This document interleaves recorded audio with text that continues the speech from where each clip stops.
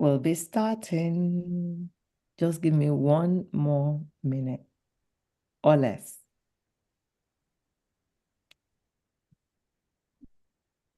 We'll be stop.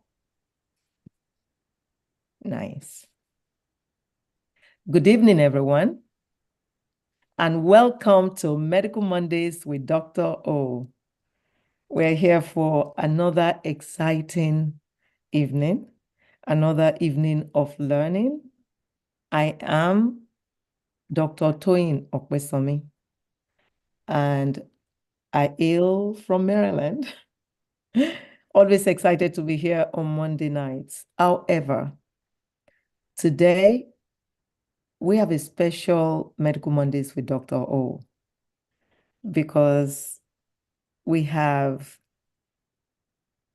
one of my daughters, one of my adopted daughters, Tokunbo Olaniyan, who will be presenting on hope for sickle cell.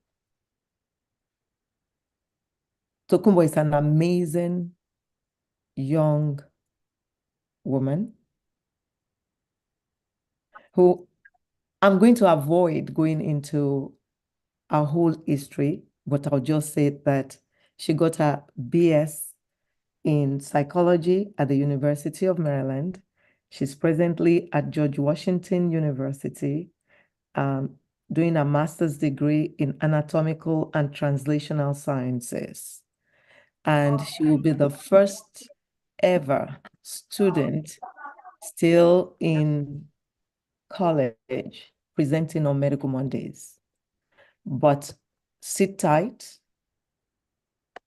and be prepared to learn a lot. Tokunbo, without much ado, I'm yielding the floor to you. And again, we're not establishing physician-patient relationship on this forum. We're here to just give current content information to help us guide our life and live healthy. So Tokunbo, the floor is yours. And Well, welcome. thank you so much, Dr. Opesami, for the wonderful introduction. I feel very grateful to be here and to share whatever knowledge I can, and to also learn from all of you, as many of you are highly credentialed individuals. So I'm excited, and let's begin. So I'm going to talk today about sickle cell, and I have an organization called Hope for Sickle Cell, and we will talk a little bit about, oops, let's see, make sure. All right, that's how we go forward. We have to click, not use the buttons on our laptop. So this is just a table of contents of what we're gonna talk about today. First, I'll begin with a brief introduction as to who I am. I know Dr. O gave me a very lovely introduction, and so I'll just be building off of that. Next, I'll talk a little bit about what sickle cell is, things like the symptoms and those who are at greatest risk of being born with sickle cell. Then I want to talk about why this is an important cause for me, but also why it should be an important cause to you. And then we will go over some current research and advances that have been made within the field of medicine and public health pertaining to sickle cell. And then lastly, we can discuss how all of us can help to decrease the burdens associated with sickle cell. So a little bit about me. I am 25 years old. I am Nigerian. I was born here in America, but I am Nigerian. And as my father likes to say with a lot of pride, we're Efon Alaye. So that's what I am. Um, I am currently attending George Washington University, getting my master's in anatomical and translational sciences, like Dr. O just shared. I'm also working as a medical assistant at an orthopedic urgent care. By the grace of God, I'm applying to medical school this upcoming cycle. So that's um, been kind of my, primary focus right now. And then just some side activities I like to do. Right now in this stage, I'm not too interesting because I'm pretty focused, but I do enjoy learning genuinely. I enjoy spending time with friends and family and strengthening my faith in Christ. So we'll begin with what is sickle cell disease? Let me just move this banner out of the way. All right. So sickle cell disease is kind of an umbrella term. There are several types of sickle cell diseases, with the most common one being sickle cell anemia. And probably the most straightforward way to explain it is somebody who does not have sickle cell disease, we have red blood cells. And as you can see, I'm not sure, can everyone see my mouse on the screen? I'm not sure if you can. Yes, Hopefully, we can. okay. Yes. All right. So as you can see, right here is a red blood cell, and it kind of has like a donut shape. And this is a healthy, functional red blood cell. It has a protein called hemoglobin that carries oxygen. And as you can see in this image right here, the red blood cells are passing through blood vessels, arteries, veins, capillaries, and they're able to disperse oxygen throughout your body. We, every part of our body needs oxygen. Our brain needs oxygen. Our heart pumps oxygen and needs its own arterial supply. Our kidney, our everything in our body needs oxygen. It's very important. And with someone who has sickle cell disease, their hemoglobin isn't evenly dispersed as you see in this left-hand image. Instead, their hemoglobin clumps together, causing the red blood cell to form a sickled shape. Oops, sorry. To form a sickled shape. And so what occurs when this happens is, as you can see on this right-hand side, let me see if I can, okay, there we go. As you can see on this right-hand side, you can see in a patient that doesn't have sickle cell disease, their red blood cells have the donut shape. Their red blood cells can easily flow throughout their blood vessels and provide oxygen to all of their different organs. Whereas a patient with sickle cell disease, because their red blood cells have this sickled shape, due to the clumping of their hemoglobin inside the red blood cell that carries the oxygen, it leads to blood clots, or even for the red blood cell to break, making it no longer functional and no longer able to disperse oxygen throughout the body. So as you can imagine, like I mentioned on the previous slide, our bodies need oxygen. Every organ, our skin, our brain needs oxygen. And so with patients, with sickle cell disease, they the oxygen being dispersed throughout their body is decreased, and that can lead to a lot of fatal complications. So to discuss a little bit about the symptoms and life expectancy of individuals with sickle cell. So this can vary drastically depending on where we're talking about, whether we're talking about an individual who's in the United States versus an individual in Haiti. Um, Typically, as you can see on the right-hand side, it says the life expectancy in America right now in 2024 is around 50 years of age. And these are for individuals that are publicly insured. However, again, if we think about a patient that's perhaps in some country in Africa, like Nigeria, Kenya, Ghana, or somewhere where finances aren't as stable or as strong, like Haiti, this life expectancy drops off at a high rate. And symptoms, actually, sorry, give me one moment. I want to be able to, oops.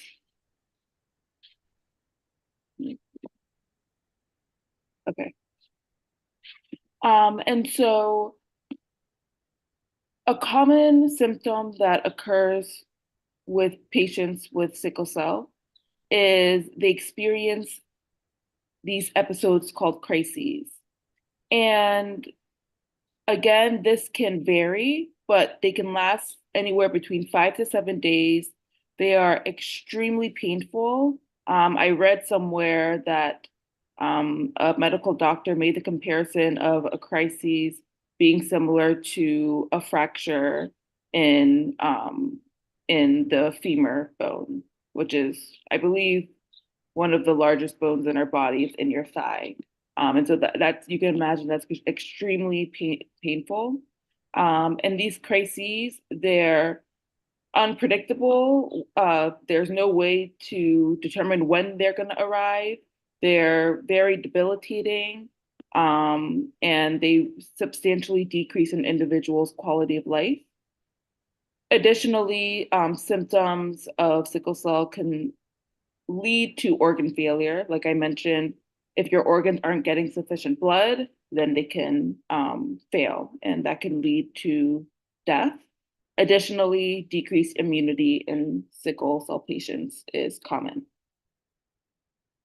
Also, please stop me at any moment if anyone has any questions or if they want to share anything. I wanted to see if, So we leave questions till the end. okay, People will raise their hands or put it in the chat box. okay, I will help you with that. sounds good. Thank you, Dr. O. You're Um, welcome. all right. So now with sickle cell disease, how is it inherited? So this is a genetic disorder. So it's passed on from parent to child. It can't be transmitted like a virus, or it's not contagious.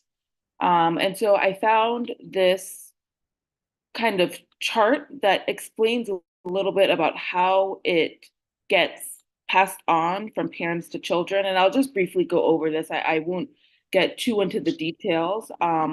But something I really wanted to point out, well, first we can go over on the right-hand side what each color and letter stands for.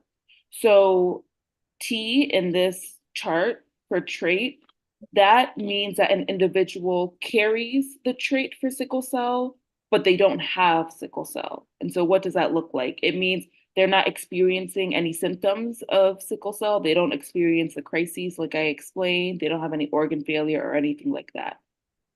However, they do carry the gene. And so, depending on who they have children with, they can then pass on either the gene or they can even have children with sickle cell.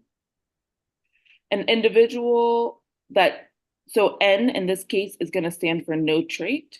And that means that it's somebody who doesn't carry the trait for sickle cell disease. They can't pass it on. Even if they marry someone who carries the trait or has sickle cell disease, they themselves don't contribute in passing it on to their children. So it's like your standard, an individual who just doesn't have a sickle cell disease or carry the trait. And then lastly, sickle cell.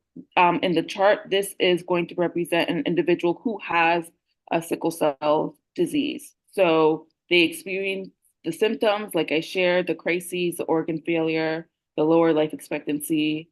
They do carry the gene for sickle cell. So they will always, in every case, pass on at one allele to their child. So the child will always at least carry the gene for sickle cell, depending on who they have children with. The child may themselves have sickle cell disease. So that's a case in these terms here. And so if we look at this chart, again, I won't go through everything, but two things I want to point out is in this case, in the upper right hand corner here, you see a mother and a father, and they both carry the trait for sickle cell. But like we said, although they carry the gene, they don't experience any symptoms of sickle cell, but they can pass it on to their children. And so in this case, if we were to break it into percentages, they have a 50, every time they have a child, there's a 50% chance that their child will carry the trait of sickle cell disease. So again, they wouldn't have the symptoms themselves, but they will carry the trait and would be able to pass it on to their future children. There's a 25% chance that they will have a child that has sickle cell disease. So they have the trait and they experience the symptoms, the crises, the organ failure, the lower life expectancy. And then there's a 25% chance that they would have a child that does not have sickle cell and does not carry the trait. And so I just want to point this out because, you can have two individuals who are otherwise completely healthy, but they have children together and they have a child who is very sick because they have sickle cell disease. And so this kind of highlights how, you know, sickle cell disease doesn't only impact those who have it, but it also impacts those who carry the gene because they can then pass it down to their children. And depending on who they have children with, can have a child with sickle cell disease. So now we're going to shift and I want to talk about why, you know, why bringing attention to sickle cell disease is important, why it's important to me personally, and why I also think it should be important to you as well.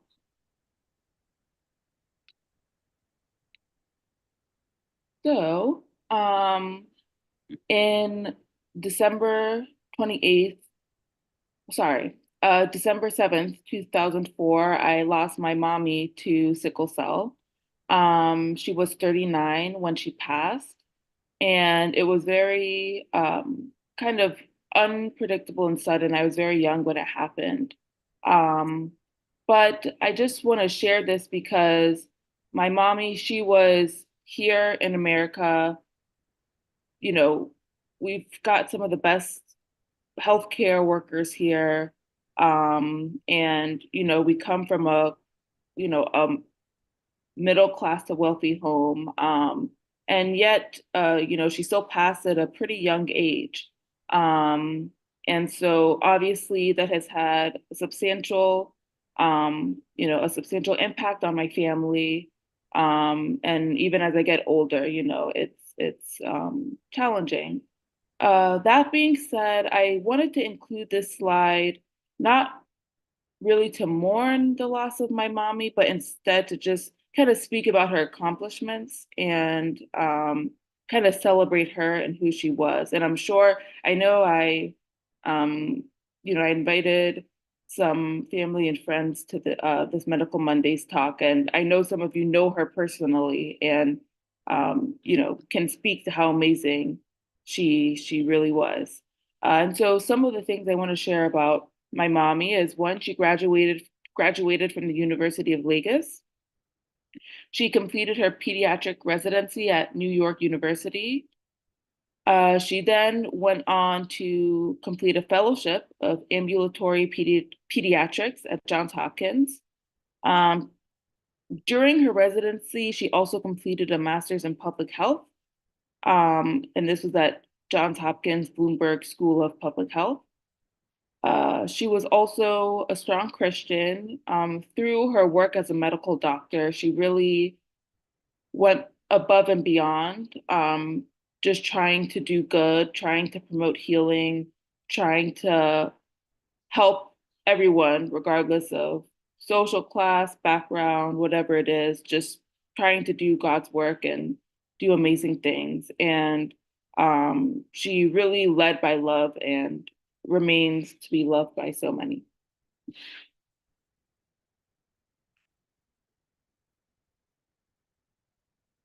So I just shared why it's important to me to spread awareness about sickle cell disease and why it's so important to me. So now I want to talk a little bit about why I believe it's also important for you to be invested and to care about spreading awareness about sickle cell disease and fundraising for it.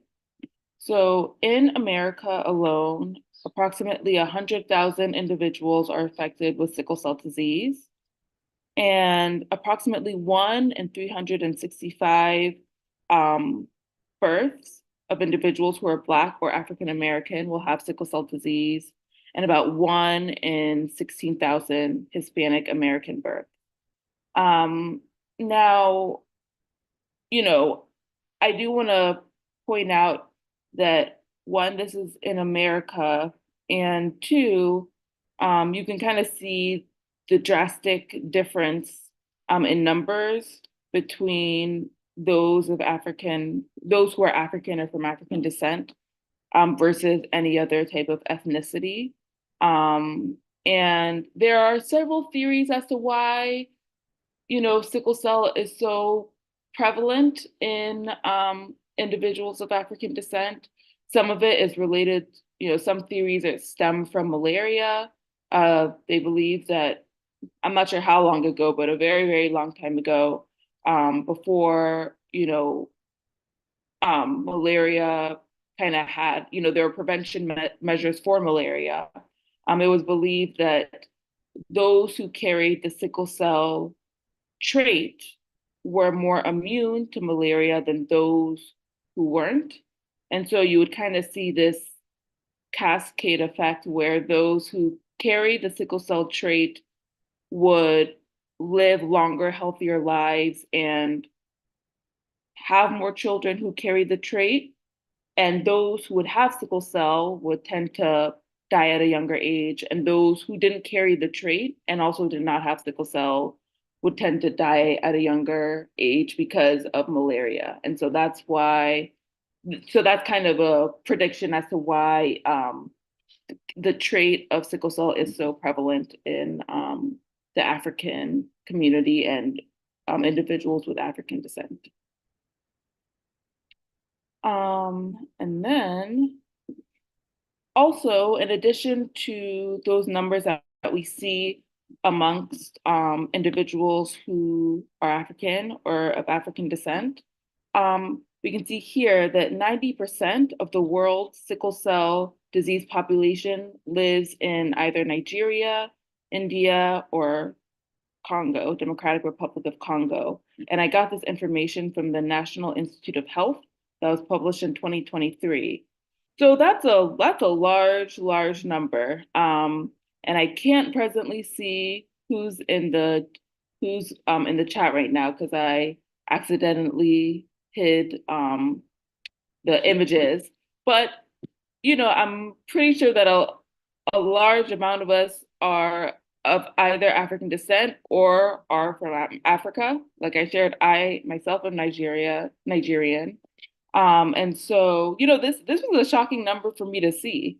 And a lot of these areas, Nigeria, India, Congo, their healthcare systems are not um, as strong or sound. There's a lot of struggles, corruption, you know, uh, lack of healthcare access. So, it is a very troubling number to see. And this is another reason why I think it's important for us, especially if we are of African descent or African ourselves, should be invested in, you know, finding ways to improve not only the quality of life, but also the life expectancy for individuals with sickle cell disease. So now I want to talk a little bit about some ongoing research and advances that have been made. And I also want to mention all of the sources, the links and references that I used, I included at the end of this presentation. And then I also included them in the notes section of the slides. So if you're given access to these slides, you'll be able to find where I gathered all this information from. But this was pretty exciting, what I read when I read about this. So just this past December, the Food and Drug Administration approved two new gene therapies for sickle cell patients who are 12 years old or older. Um, and the two new gene therapies, I'm gonna try to pronounce these names, Casgevy and Lyfgenia. I might have butchered that, but you see them listed here. And the best way that I can try to explain how they work is, so for Casgevy, this is a gene editing uh, therapy. And so what you can do with this therapy is introduce it into the blood. And what it does is it edits the genes so that the body produces um, more. Oh, I have it listed here. It increases the fetal hemoglobin and red blood cells. And so, kind of how, like I shared before, the problem with sickle cell disease is that the hemoglobin is very clumped up, and that causes the red blood cells to form a sickled shape, which is what prevents kind of uniform dispersion throughout the body to provide oxygen to different organs. And so, with the gene editing and gene addition, gene therapies, this overall, what they're doing is they're increasing the healthy hemoglobin in red blood cells so that it can increase the amount of oxygen in the red blood cells in sickle cell patients, and so that their organs and other body parts aren't lacking oxygen. This is intended to be a one-time treatment, which is amazing. So once you go through the procedure or the treatment, then the idea is you're meant to be cured and no longer would have sickle cell disease. Presently, the primary treatments for sickle cell include a bone marrow transplant, which is basically you're receiving blood from a donor to try and supply enough healthy red blood cells to the individual with sickle cell disease. However, bone marrow transplant, it's very difficult to find a donor, just like with an organ transplant. And so that can be a very large barrier. Another treatment, or I shouldn't even call these treatments because they don't always, bone marrow transplant doesn't always cure the individual, and hydroxyurea, which is a drug that doesn't cure the individual at all, actually. It's just meant to help them to decrease the pain and the symptoms associated with the crises that I mentioned earlier on, but it doesn't treat them. They still live with sickle cell disease and they're still prone to the lower life expectancy. So I mean, with that being said, I'm very excited about the advances, looking at what is available on the table now for sickle cell patients and looking at the two new gene therapies that was just approved by the FDA is very promising to me. That being said, some barriers is one, the cost of these gene therapies. It's estimated that for a single individual with sickle cell disease to receive these gene therapies would cost anywhere between $2 to $3 million. And again, being that carriers and individuals with sickle cell disease, 90% of the worldwide population that has sickle cell disease lives in Nigeria, lives in the Congo, lives in India.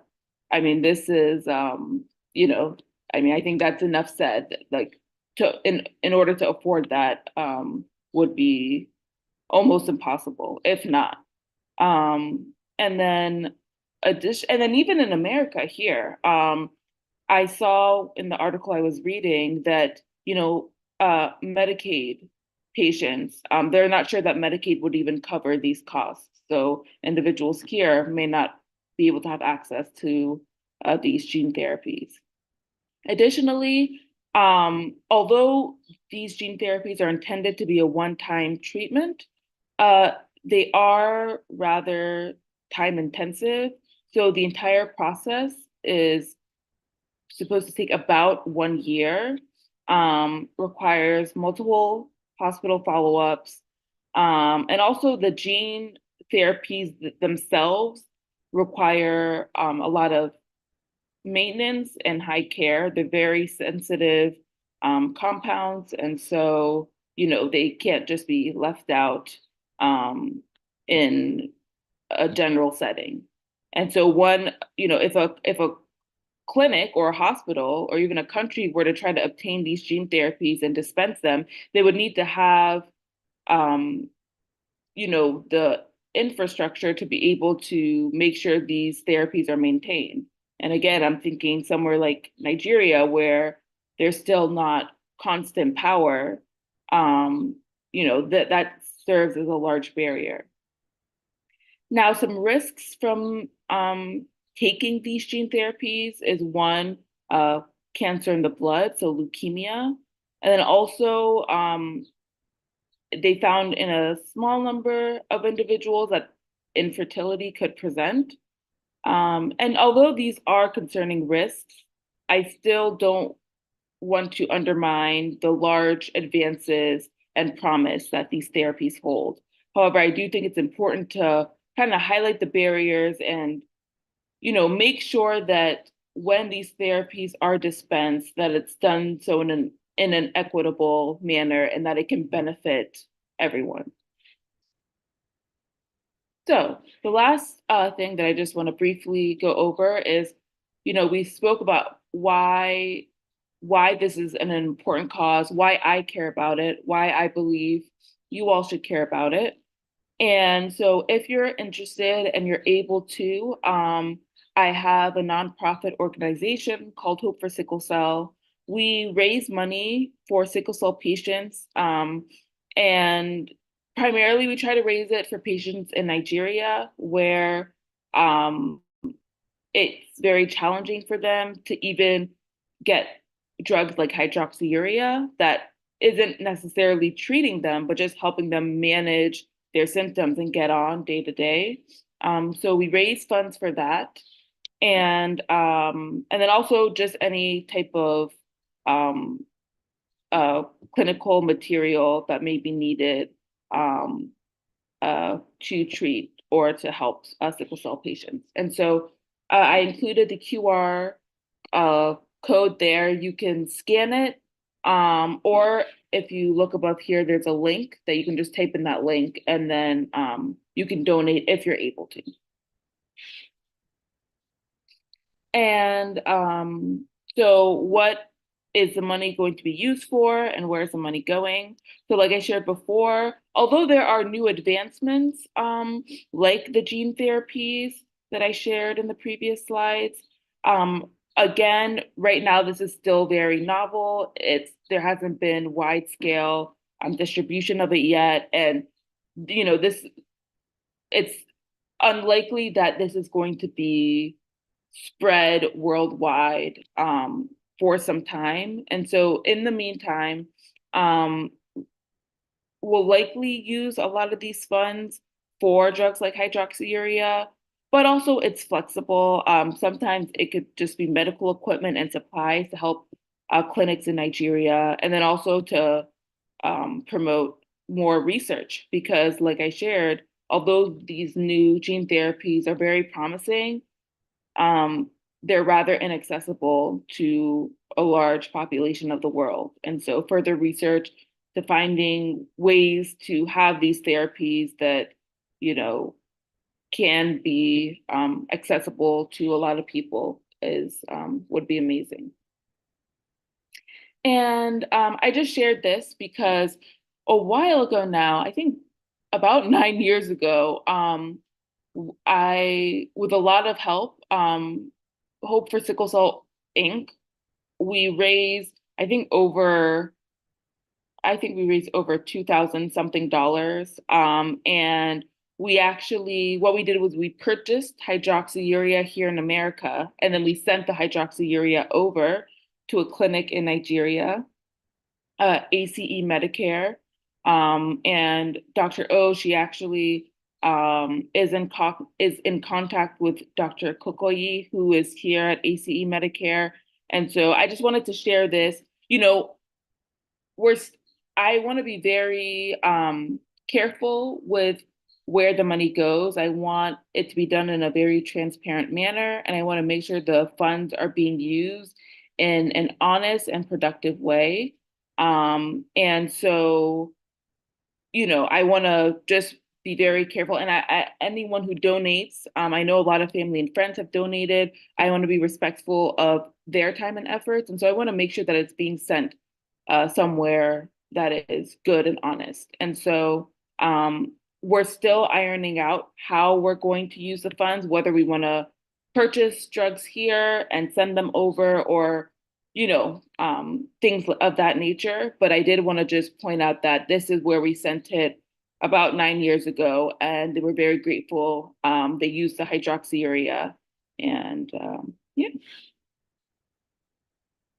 And so that concludes my presentation. And if anyone has questions, I'm sure Dr. O will facilitate that. And I also included my email here in case anybody has any questions that they don't ask now and they want to ask in the future. There's my email if you want to take a picture. And then lastly, these are the sources that I used. And so if you're given access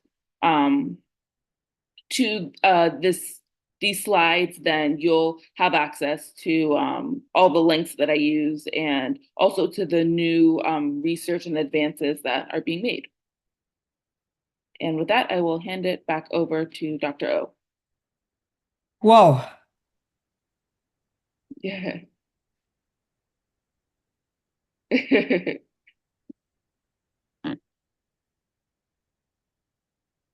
Mhm. Am I able to ask a question? Sure. In a minute. Oh, Okay. Thank you. of That was course. an excellent presentation. Oh, thank you so much, Dr. O. Thank you for having me. And it's so uncomfortable you calling me Dr. O. I'm like, what happened to Auntie Toyin? What happened to Auntie? Auntie is for that. Yeah, I know you try to be professional, but this is great. That's fine. Okay. Thank you. Before we start questions, I just want to say 9 years ago, just think of how old Tokunbo was. She called me up and said, Auntie, I want to do something in the sickle cell arena. I want to start a non-profit organization. And I'm like, huh? Or maybe she already started it. No, she already started it. She started a non-profit organization. And then she told me it's for sickle cell. And, this is what she wants to do. She wants to help anyone who has sickle cell disease. And then she said, Auntie, would you be my medical director? I'm like, sure. Anything you want me to do.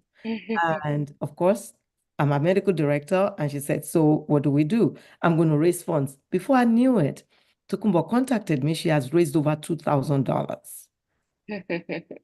So as she presented, we didn't have much. We still didn't have too much. We have, $2 million to $3 million. I mean, if you can afford it, but things will get better. Like you said, it will. It has to be. And researches are going on more than ever, thank God, on sickle cell. So I contacted Dr. Kukoyi, and they have a sickle cell clinic. Oh, awesome. For sickle cell children. And we were able to get hydroxyurea, and Tokunbo's dad, Dr. Olaniyan, is just an amazing man. Hands down, amazing man. Actually, they flew to Nigeria, met with the team over there at ACE Medicare, saw the program and all of that, and she showed you pictures. I just want to say, Tokunbo, I am proud of you. I have to, really control myself because, I'm so happy. I'm moved to tears. Oh, thank you. Excellent presentation. Thank Excellent. I And appreciate thank you for all you're doing. Thank you for all you're doing in this space. God bless you, Auntie. Thank you. I do want to quickly say, one, I'm so thankful. It was Auntie, Dr. O here, who that's why I came to her about the organization. She's the one who got me in contact, actually with two clinics. One was ACE Medicare, one was another clinic. I wouldn't have been able, have even gotten into contact with anyone. And also the important thing, like I shared, was sometimes it's hard to get supplies over to Nigeria in an honest manner.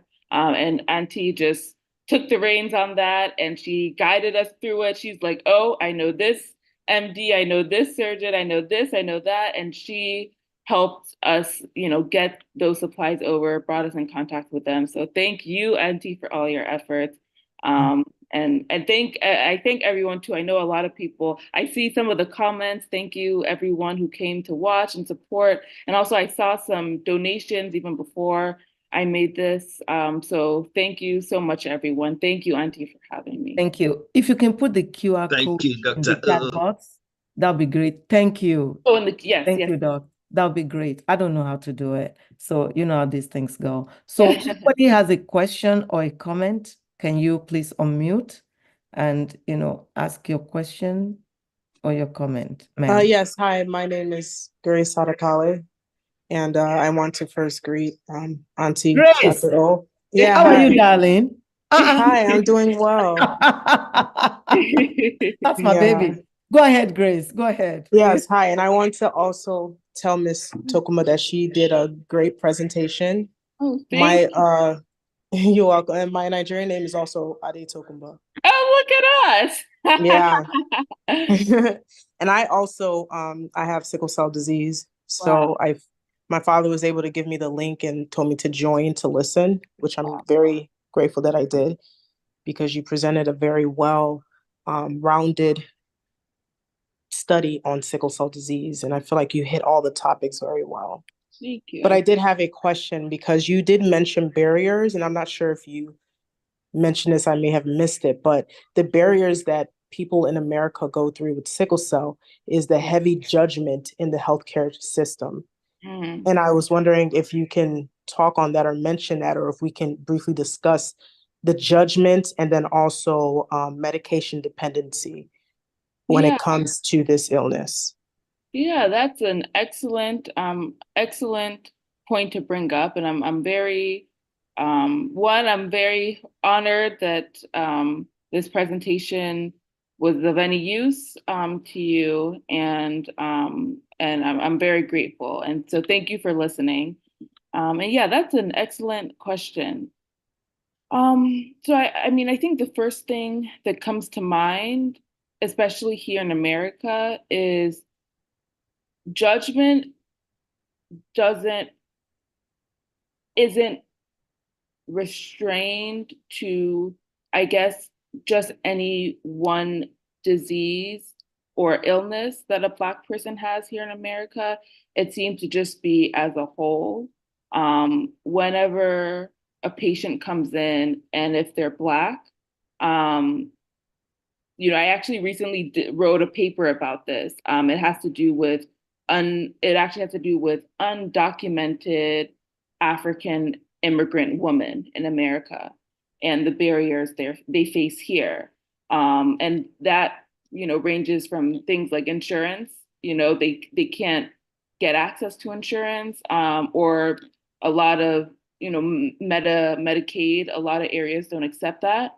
I think also, you know, judgment can be made if somebody isn't faring well. If a sickle cell patient comes in and they're seeking treatment or medication, judgment can be placed on them. Perhaps maybe it has to do with their lifestyle. They're not living a healthy enough lifestyle. If they lived healthier, then their symptoms wouldn't be as bad. Or, if they did X, Y, and Z, if they were more compliant based on the doctor's direction, who might be, you might have a Black young female with sickle cell disease coming in seeking treatment from an older white gentleman who is completely removed from the situation, and judgment can be placed there. So, I think that's an excellent point you bring up. And, let me know if you have anything, you'd like to share as well, but that's an excellent point. Yeah, Yeah. because I I see believe what, Grace, you have things to share in terms of pain medication. yes. Please go ahead. Yeah, so with my perspective and how I've dealt with the healthcare system in America has been like night and day. So when I was younger, my mom would take me when I would cry out in pain, she would take me to the children's hospital and they would attend to me right away and they will always give me the pain medications that I've needed. When I became an adult, it was like night and day. They started to treat me like a drug addict, a drug seeker, a person that is just always here for just drugs and all these things. It was so different. It was like a culture shock almost because the way I knew the healthcare system is how they believe children to be in pain. They believe the child is telling the truth. But that same child that becomes an adult, a Black adult, is now a drug addict and no longer has sickle cell. So I'm even currently going through some of these issues with the heavy judgment from the doctors and the nurses down to even the techs and the aides. So that's part of my experience that I'm currently going through, and I'm getting, going through these process of mistreatment, and I'm trying to see how I can alleviate that because that's can cause me to be even sicker because I'm fighting a war in my body, and then I'm fighting a war with the healthcare providers that's supposed to be joining me to fight the war in my body. So it's been a roller coaster all around, I would say. But I did want to, point that out that it was vastly different from when I was a child to when I became an adult. Wow. Wow. Wow. You said your name is Ade Tokunbo? Yes, Ade Tokunbo Adekale. Okay. Okay. Ade Tokunbo, thank you for sharing your Don't story. worry, I'll connect both of you. Yeah, and you saw my email. Auntie can also give you my number. Thank you for sharing. That is I feel like you've taken a very insightful perspective on that. And one, I'm sorry. It's a terrible thing to hear. And you see that, it was funny when I first came on, we were talking about artificial intelligence and, all these advances in technology in America and Western countries, and yet there's still so much work to be done in social spaces. And, so thank you. Thank you for sharing that. Thank you. And, for our listeners, Hi, Tokunbo. It's Ati, You're very welcome. just 1 minute, please. Okay. 1 minute. I'll call on you in a minute. Mhm. For our listeners, what Grace said was right on the money. It is the truth. Sickle cell patients with sickle cell tend to, when they have crisis, sometimes would have excruciating pain. Most times, it's excruciating pain, and they need pain medication, and it's very easy to experience what she's experiencing. That needs to change because it's a disease that you can control. It's inherited. So please go ahead and Yeah. please introduce yourself. Yeah. Hi, my name is Taiwo Oshunkoya. I had a question. I was wondering if you have a primary care doctor and you have this disease, is it possible that the primary care doctor would introduce you to whatever emergency room you're going to? So that way they don't think, because narcotic problem is a problem in this country. So everybody is always on guard. But if you had a primary care that before you get to the emergency room, they tell them, this is who is coming, this is what they have, that way you don't encounter barriers. It's already receptive before you get there. Is that possible? It's just something to throw out there, because if you keep going to different ERs, they're going to see you first time and judge you. But if you go to people that know your history already, would that make things better? Yeah, I see Just, what you're saying. And that's yes. why I kept the same ER. I have a primary, but he doesn't seem too knowledgeable about sickle cell disease. So I also have a hematologist, and he seems to do better with my disease. But I've kept the same ER, and I feel like my continuing, like the fact that I continue to go there also creates like, okay, why is she coming so often? Is she No, that's not, that's, here she comes again. right? Is the, Yeah, is the, but where she, here Like she comes again a syndrome. frequent flyer. Yeah. Frequent flyer. Frequent flyer, that's the word. Yeah. yeah, but you can help how frequently you fly. So if they know what is going on, why wouldn't they? That's just deplorable. I am sorry to hear that. Anyway, So, that's all I had to say. I just wondered if you had somebody that would, before you get there, they prep them for you. That way, when you get there, it's more receptive, is what I was thinking. Anyway, yeah, that Tokunbo, makes great sense. job. That makes Tokunbo, sense. my dear. I Great wish job. it was that easy. Yeah. Anyway, that's all. That's my 2 cents. So have a good night. Great Thank job, you. Tokunbo. Okay. Yes, Bye. thank you. Thank you. your contribution is phenomenal. I never thought of it. And that's a very good idea because we do make changes that way. I've called ERs before for a patient, not for the same thing, but for other things. So why not? If one can do that. But thank you, because we will see how we can do that, starting with grace, and see how effective it will be. I think it will be effective when a physician is calling to say, hey, she has sickle cell. She's not a drug seeker. Kindly do this, do this. And we will navigate that. Thank you. Thank you for that. Thank you. I appreciate that. That's Thank you. excellent. Thank you. Thank And you, Grace, Mr. Taiwo. I'll work with you on that. Okay. I have an idea. You're welcome. Have a good night. Thank you. Good evening, sir. Mr. Doherty, kindly unmute. That's my girl from California. Yeah, good evening, everyone, and great job, Ade Tokunbo. I joined a little bit late, so I only caught the tail end of your presentation. But just listening to her and listening to this forum gave me great joy for a lot of us that immigrated here so many years ago, now to see second generation taking the charge. I work in finance, and many years ago, I don't remember the detail of the case at this point. I still have the paper. I have to go review it. But what it was there was a startup company that was trying to raise capital. And at that time, it's even so technical in terms of the discussion. But what it revolves around is the fact that the way they do, the way medication is done, or the way, how before any medication is developed, what the drug company goes through, the kind of testing that they do, they never use people that look like us, in those kind of testing. It's kind of like a doctor trying to treat a patient from a tropical climate, and they don't have any experience with tropical weather. Or even try going to Kaiser in California, tell people you're going to Africa, and they have no knowledge of it, and they just go bring you all kinds of drug that they said you have to use once you get there.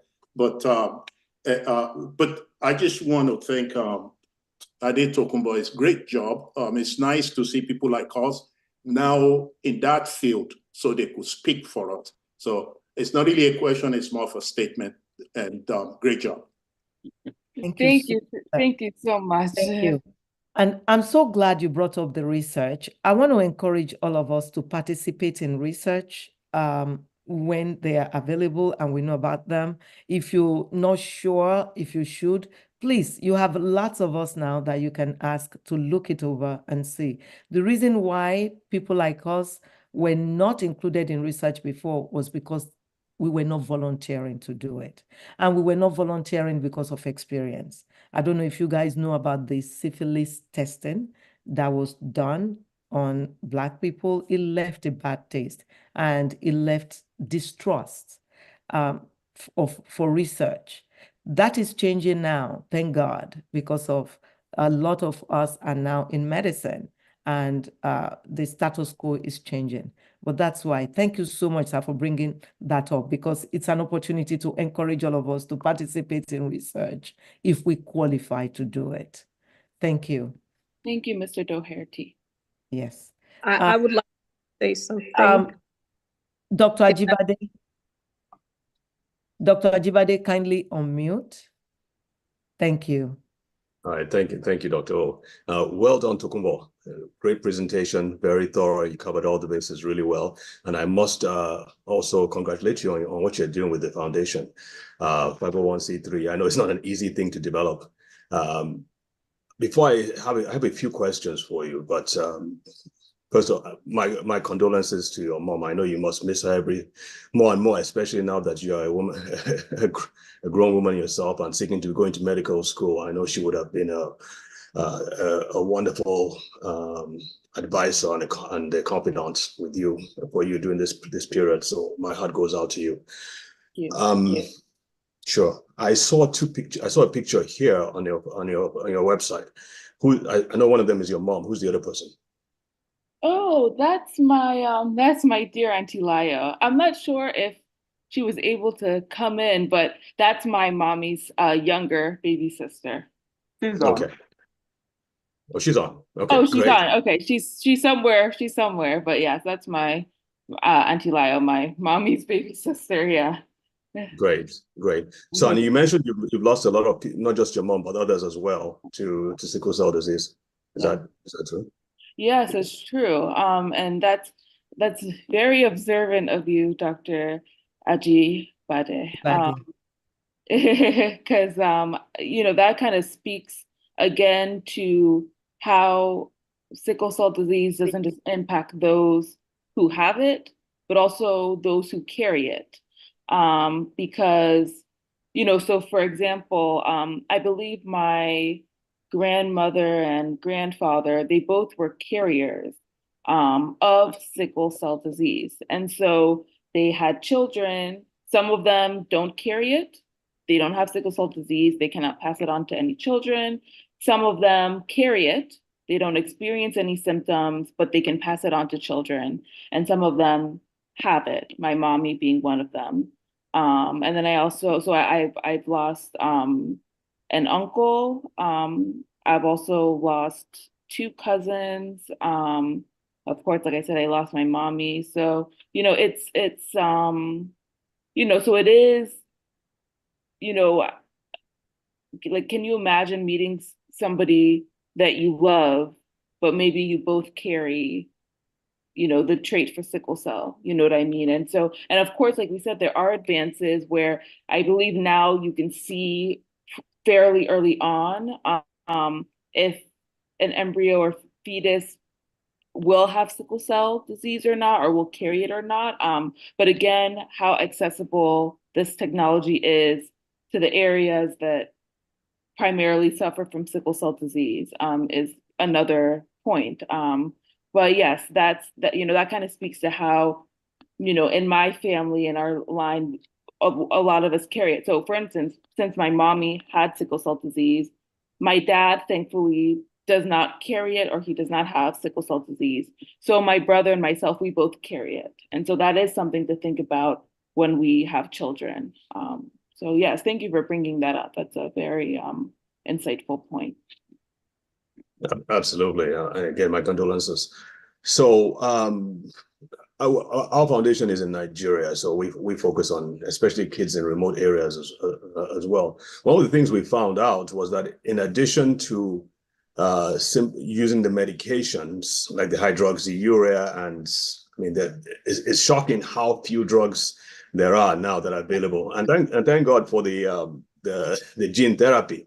Yeah. But in addition to the high, very prohibitive costs, They only work for those they only for people 12 years and above. Right. And in Nigeria, where most 50 to 75% of them die before the age of 5. So in my opinion, it's considering the context, it's not very, very good news, if you know what I'm saying. Right. So what really needs to, in my opinion, needs to be done is to find a way to reduce that death rates, which is what we're trying to do as well. One of the things that we found out, and this may in your work with your foundation, one of the things that we found out, which came as a shock to us, was that rather than just focusing on the red blood cells themselves, which is what medical treatment is focused on, let's focus on preventing those cells from sickling, let's focus on making more red blood cells, and so on and so forth. We found out that by looking at other things like the immune system, like the cardiovascular system, and improving things like blood flow or improving immune function, that we've been able to significantly improve the quality of life of these kids. And so in fact, we're in the middle of our Project SCD, where we're actually donating.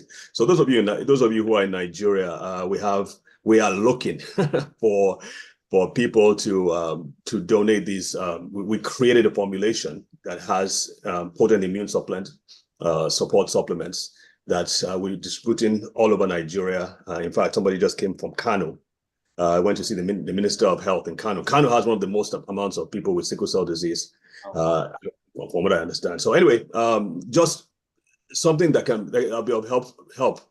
Things like vitamin D and vitamin C and zinc, as simple as they may sound, they are also significantly. They're also significant. We have to look beyond just going by the book of medical science, and also look into what is actually practical in our context and in our environment. So I just wanted to throw that over to you. And again, congratulations on what you're doing. I wish I was this, at 25, I wish I was this altruistic.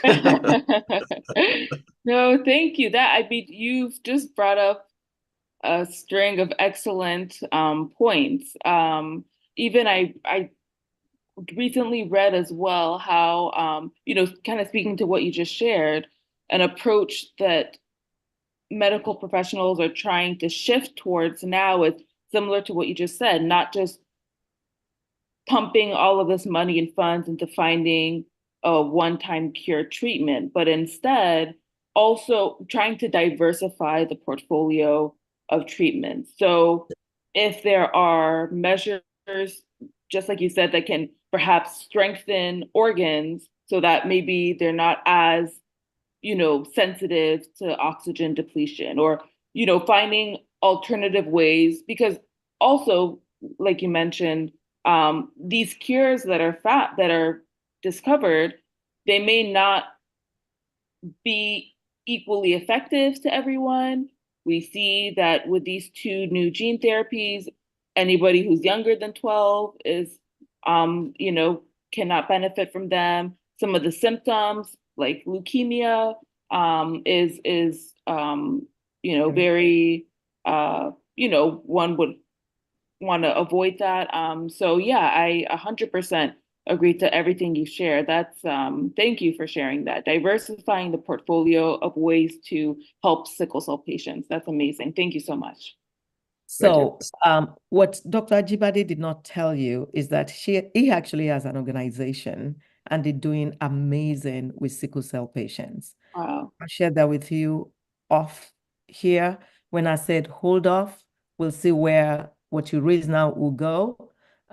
Is one of the ones that we will discuss. And by the way, Tokunbo started this organization at the age of 15, 16, not at 25. In my mind, she raised over $2,000. I'm like, huh? Okay. All by herself.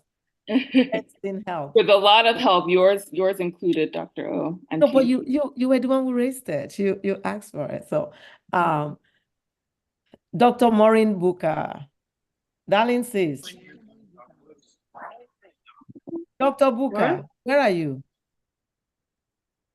Dr. Booker, kindly unmute. Where is she? That's interesting. Okay, Auntie Tower, kindly unmute. I think when she comes back, I'll bring her back up. I don't know where she is, Dr. Buka. Good evening, everyone. Good Good evening. evening. You did a great job. I didn't join on time, but the little one that I was able to join in and understand, I really enjoyed. Thank you very much. And Dr. Wu, thank you very much. Some of my questions, you already answered it in previous one. I was going to ask you about the pro and con of the carrier, not full-blown sickler, but carrier of sickle cell. And you mentioned it, beside that, they can marry each other. Are there other stuff? And is there a, do we have like something that they can, beside not marrying each other, is there something that you can gain being a carrier? Then my other question is to Grace. In Tampa, we have a couple of older people. We have 68-year-old lady. She had one baby and they stopped her from having baby and she's still alive till today. We have another one that is 78-year-old. So what happened is they go to a specialty hospital here called Moffitt Cancer Center. And over there, they have hematology. They go to their hematology section and they are the one treating them and monitoring them right from beginning until today. So I was wondering, instead of going to just emergency room, do they have specialty hospital like that they can go? Because that is a different scenario than just walking into emergency room.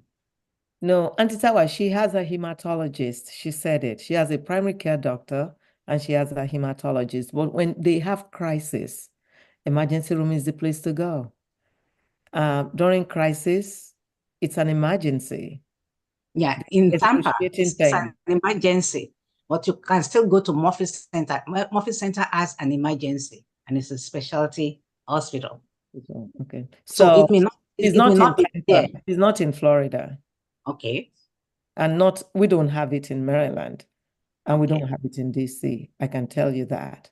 So people in our states who have crisis, sickle cell crisis, have to go to the emergency room. That's where they'll be treated. But it would be great if we have something like that Moffitt Center, because that's what they do, that's what they specialize in, and actually they have research too. So that would meet better needs. We just don't have that. Yes. Well, Miss Tawa, Auntie Tawa. Auntie Tawa, thank you so much. Thank you so much for your questions. And I know Auntie Toyi just responded to some of them. To your first question about those who carry the trait and don't have sickle cell disease, to my understanding, if any symptoms are experienced, they're very minimal. But again, I think it does vary. I know for myself, so I'm a carrier, my brother's a carrier, we don't experience any symptoms.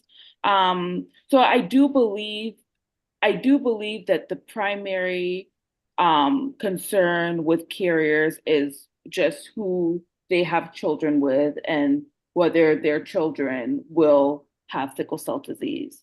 And then forgive me, please, can you repeat your second question? It was a question. It was that Grace, that was to Grace. Okay.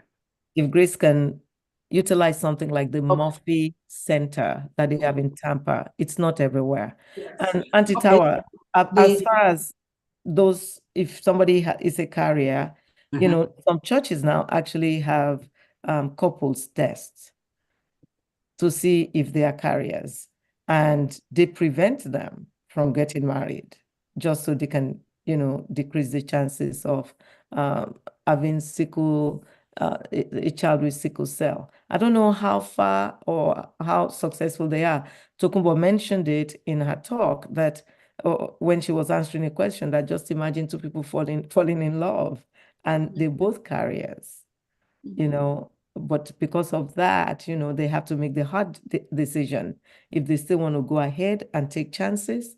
Because with each pregnancy, it's only a quarter of the time, 1 out of 4 for each pregnancy that will be sickle cell. They still have that 3 chances that they won't have a child with sickle cell. So they have to make those tough decisions.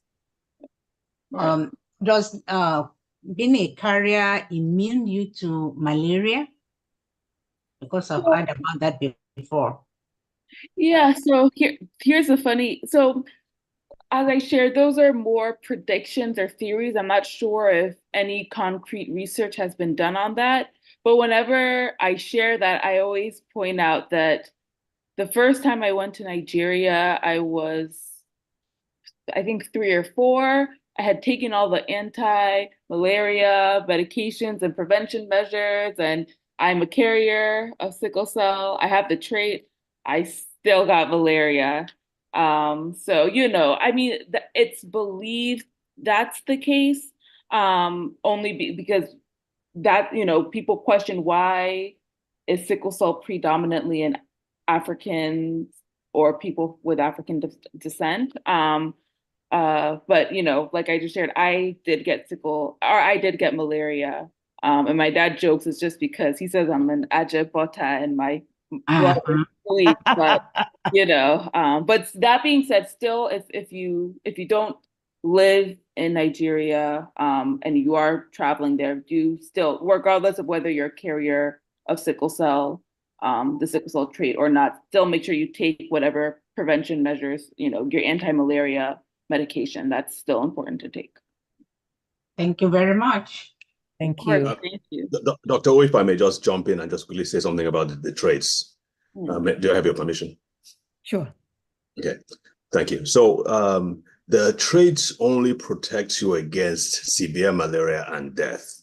So it doesn't prevent you from getting the malaria at all. You have malaria like anybody else. It just doesn't let you go all the way. It prevents you from the severe forms. Also, we're beginning to find out that a lot of kids with, I find out in the US, especially the athletes who have the traits, they tend to be more prone to kidney disease and what is known as glomerular dysfunction in the kidneys, especially when they overtrain, especially the athletes, like I said. So having the traits does not necessarily mean you're completely normal. There are some cases in which when they they fly high altitudes, maybe flying internationally, for instance, people with the traits tend to have problems, one or the other. So although for many, they may not feel anything throughout life, but just people with the traits need to know that they need to check especially their kidney function and a few other things. More seriously. The liver too. The liver too, yes. Thank you. Thank you. Thank you very much. Sister Taiwo Oshukoya, I see you have your hand raised. Yeah, go ahead.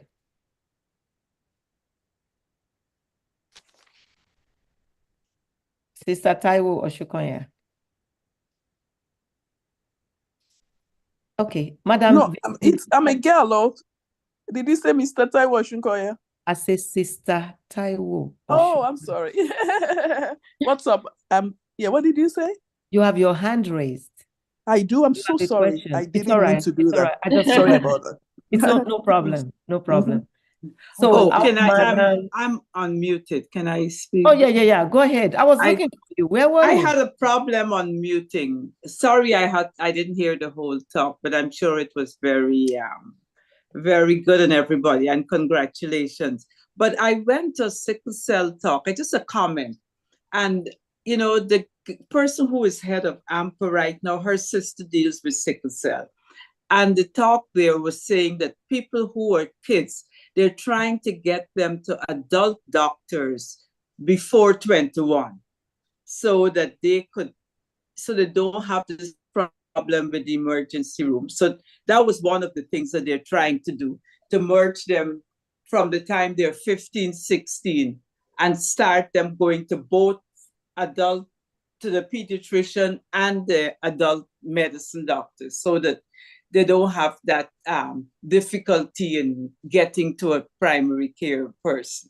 That was I beg to disagree because the primary care doctor is not an expert. I'm a primary care doctor. I'm not an expert at sickle cell. I'm going to send the patient to a hematologist.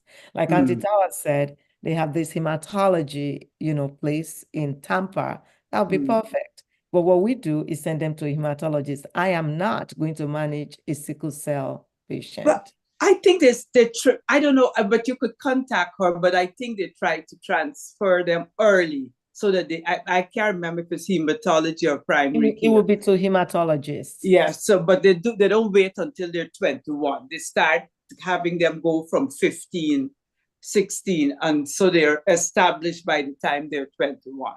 That was the problem is it doesn't still stop when they have crisis. Okay. They end up in the emergency room. So from what Sister Taiwo said today, I'm going to see how, I'm going to dialogue with, with our team in Hampa, how we can move that handle so that hematologists can maybe stand in the gap for these patients when they have crisis. So at least call the emergency room and, guide treatment. So and there's also hemoglobin C, which we don't see too often, of which I'm a carrier. But I didn't take much of malaria, but when I went to Egypt, I did get malaria. But it's not very common, but it causes so much confusion in America. It does, because people mistake it for sickle cell and, but it's a different trait. But I do have a few sickle cells. Yeah. Thank you. Of course. Yeah. Thank you so much. Thanks for your contribution. Madam CEO, kindly unmute, ma'am. Kindly unmute. Am I okay? Yeah. Yes. Good afternoon, Dr. Good afternoon from California. Good evening here. Sunshine State. Yes. Another phenomenal performance. Thank you very much, Doctor, for always bringing it. And to our young daughter, congratulations, as everybody has said. In addition to the medical work you're doing, you're also an evangelist. And the reason I call you an evangelist is this message has not been said enough in Nigeria. A lot of women have been labeled as witches because their mates' children were dying and they had no idea it had to do with sickle cell. Here in California, I have experienced 2 or 3 youngsters in their 30s who died, and we just found out it was because of sickle cell. But their parents knew anyway. So my question in terms of alternative intervention is, and just pardon me one more thing before I even go to that. When it comes to marriages and telling people not to get married because they have sickle cell, I don't think it's right. You love who you love. And Dr. O just clarified that even when 2 people who have that, unless I misunderstood what she said, there's 1 in 4 chances of the conception that one of that child will carry that. They still have 3 other beautiful children that they could bring forth that may not have. No, per pregnancy. Per pregnancy. Okay. Each pregnancy, each time the woman gets pregnant. Yeah, that's what I mean. It's the same. Yeah. Each time the woman gets pregnant. There's a chance that 1 chance in 4 that child will have sickle cell. I see. I got you. Okay. So it's not even 100%. So for any pastor or anybody to just put a mark over their life and say, no, you can't have a life together. I mean, we need to work on how do they circumvent that. So my question to you is, as prevalent as this sickle cell has become, just awareness of it was poor.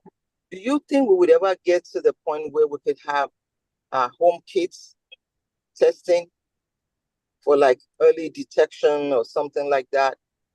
Would we ever get to that? Of sickle cell? Yeah. It defeats the purpose. The child is born already. Pregnancy is hard already. Oh, I see what you mean. No, Yeah. not just that. Yeah, the carrier, the couple. If because I don't know, Dr. Ajibade may have the data, but I want to comfortably say 50% of people who get married don't do any testing pre-marriage to know whether they carry something or don't carry. A lot of in our generation, maybe close to zero testing. Yeah. But this new generation, they test, ma'am. They test. So some even are beginning to test early when they think they're getting serious. I've seen that. But even this new generation, yes, maybe just on it's this a blood side. test. It's like testing your, you're testing what blood type you have. I've had many patients, even recently, come to me and say, please, I want to know my blood type because my boyfriend is asking to know my blood type. Okay. Do you think that this is also a common practice in Nigeria and other parts of Africa? Oh, I don't know. Yes. Exactly. I don't know. Yeah. Yes. Okay, Dr. Ajibade. Dr. Ajibade is an expert there. Somebody else is saying yes. Dr. Ajibade, go ahead. Can you answer that? Yes, it is. Very widespread. Churches and mosques now are taking it up. It's become a big talking point even in Congress, in the National Assembly now. So they're talking about it a lot more. The only problem that we've seen is that many of these tests being done by labs are not entirely accurate. In fact, I would say over 50% are inaccurate. And so over and over again, we've seen cases in which they did the tests, both parents to be did the tests before primary school, secondary school. It was AA 3 or 4 times. And then when they have a child, the child is SS and they're like, okay, how did that happen? How did this happen? I mean, I've seen it happen so many times now that's so what I always recommend is that please go to a proper, usually is this foreign labs, go to foreign labs with high standards and pay the extra money and get it done right. Because many of these corner labs and so forth simply don't, they're simply inaccurate. And I still think it's about 50% of them that are inaccurate. So I really have no confidence in them whatsoever. Wow. Okay. All right. Well, thank you. I mean, it's good to know, but I wasn't even quite aware about sickle cell stuff until I got here to America. So I wasn't around people who had it, or I was around people who had it. I didn't know they have it. So now that we're bridging the awareness, helping to save lives, it's a great thing. Good job, both of you. Thank you so much, ma'am. Thank you. Sister Elizabeth, kindly unmute. Dr. O, I don't know why the system dropped my hand. I was next in line. Oh, wait a minute. You were next. How did it drop you? Sister I don't know. That's why I sent you a unmute. message. Go ahead. You were Was right. I next in line? Veronica has been raising her No, hand. you are not next in line, but she is. Sorry, but you're not far down. Yeah. I'm still waiting. I called on you before. Okay. No. Okay, it's all right. Sister Wumi, I'll get you. I'm trying to see where you are because you're not even showing. Sister Wumi comes in. Go ahead. So good afternoon or good evening, everybody. Good afternoon from California. I know. TK, great job with your presentation. Thank you so much. This cause is very, very dear to my heart. And I want to, I don't know, I have a lot of stuff to talk about, so hopefully I won't take too long. So number one, just to respond back to Madam VP, in terms of, I think in terms of not being aware, for once, I mean, I'm a parent of a sickle cell kid, son. He's older now, and I didn't know. And I actually didn't know until he was a year old that he had sickle cell. Because back then, they were not testing for sickle cell in America. Now they do when you have a kid. But back then, they were not testing children. So I wasn't aware of it. So just to let you know that I didn't do a blood test because I didn't think I needed to. I didn't know I had a sickle cell trait because I didn't know. But now, and I think that's the big thing that we need to tell our children, even if you're not sure, because I'm quite sure we have 73 people online. I'm quite sure that all 73 people, not every single person online knows whether they have a trait or not. I don't know whether some are older. So if you have a kid that doesn't have any traits or anything, then you wouldn't know. So it's very, very, very important that we tell our children to go test. You don't want to wait till they fall in love to find out that, oh, I have a trait, then maybe the person you fell in love with has a trait, then it's kind of like too late. You know, Because you're right. there's a risk. You're absolutely right. Yeah, because You're there's a right. risk. I know you were asking Madam VP that, well, they can have children and a pastor. No, because once you're pregnant, like Dr. O said, it's too late. You either want to abort the child, or do you have a risk of having a child that has sickle cell? All the children you have might all have sickle cell. It's 1 in 4 chances, but every single one of them may have sickle cell. So it's better to test. It's better to be aware of it. And if you decide to go ahead with it, at least you know what you're getting into. And now, I know Tika is shaking her head, and I'm so glad that Dr. Ajibade is here too. I've liaised with Dr. Ajibade before. One of the questions I have, one of the things I wanted to mention is that there's high risk and low risk. So like I said, I have a son that has sickle cell. His is, I would say it's low risk because I can count how many times he's been crisis. I can count how many times he has blood transfusion. But on the other hand, I have a nephew that probably has transfusion every month. So it varies. So Dr. Ajibade, can you speak to that?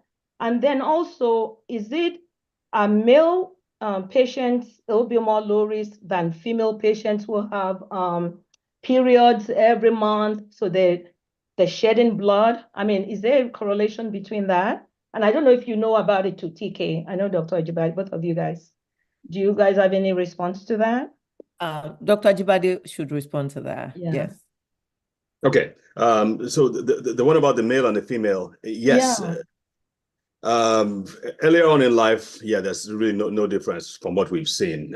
You brought up a good point. During the periods, the monthly periods, because of the hormonal imbalances, especially when the child is just getting into puberty. I guess they call it menarche or something. Menarche.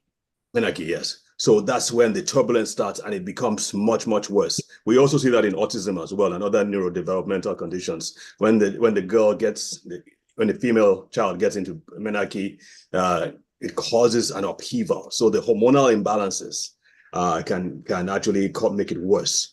But other than that, they from what we've seen, they just experience it the same. Those who survive past, let's say, what we see is that the peaks of death and severity happen before the age of 5, where we like 50 to 75%, and then around that puberty time, and then if they survive that in the 20s, when they go to college, when they're out of the purview of their parents and the supervision of their parents, and they don't take their medications like they should. So we see a lot of between 20 and 30. And then the few that survive, unfortunately, 50 seems to be 50 is actually very good. Most people don't get past 40. But we can definitely change that. Sorry, what was the other question? I thought that we talked about high and low risk. We talked about male and female. I think those were my questions, right? Okay. Yeah, those were my questions. The one thing I would say though that my son does is that he's figured out the diet. Diet helps him, the type of diet, what kind of food he eats, less oil and all that stuff, and then exercise. That has, at least the balance of both has really helped him manage the disease. So I mean, that's all. How old is he now? 39. Oh, okay, great. Is he doing well? That's great. Is he loading himself up? I always emphasize this with vitamin D. I say this for Black people in general, for people with sickle cell disease in particular. He needs to load up with vitamin D and vitamin C, especially. Yeah. Is he doing that? I don't know that he's loading up on vitamin D, but I know that he takes his ID. What is Arexia? What is that medication? Hydroxyurea. Hydroxyurea. Yeah.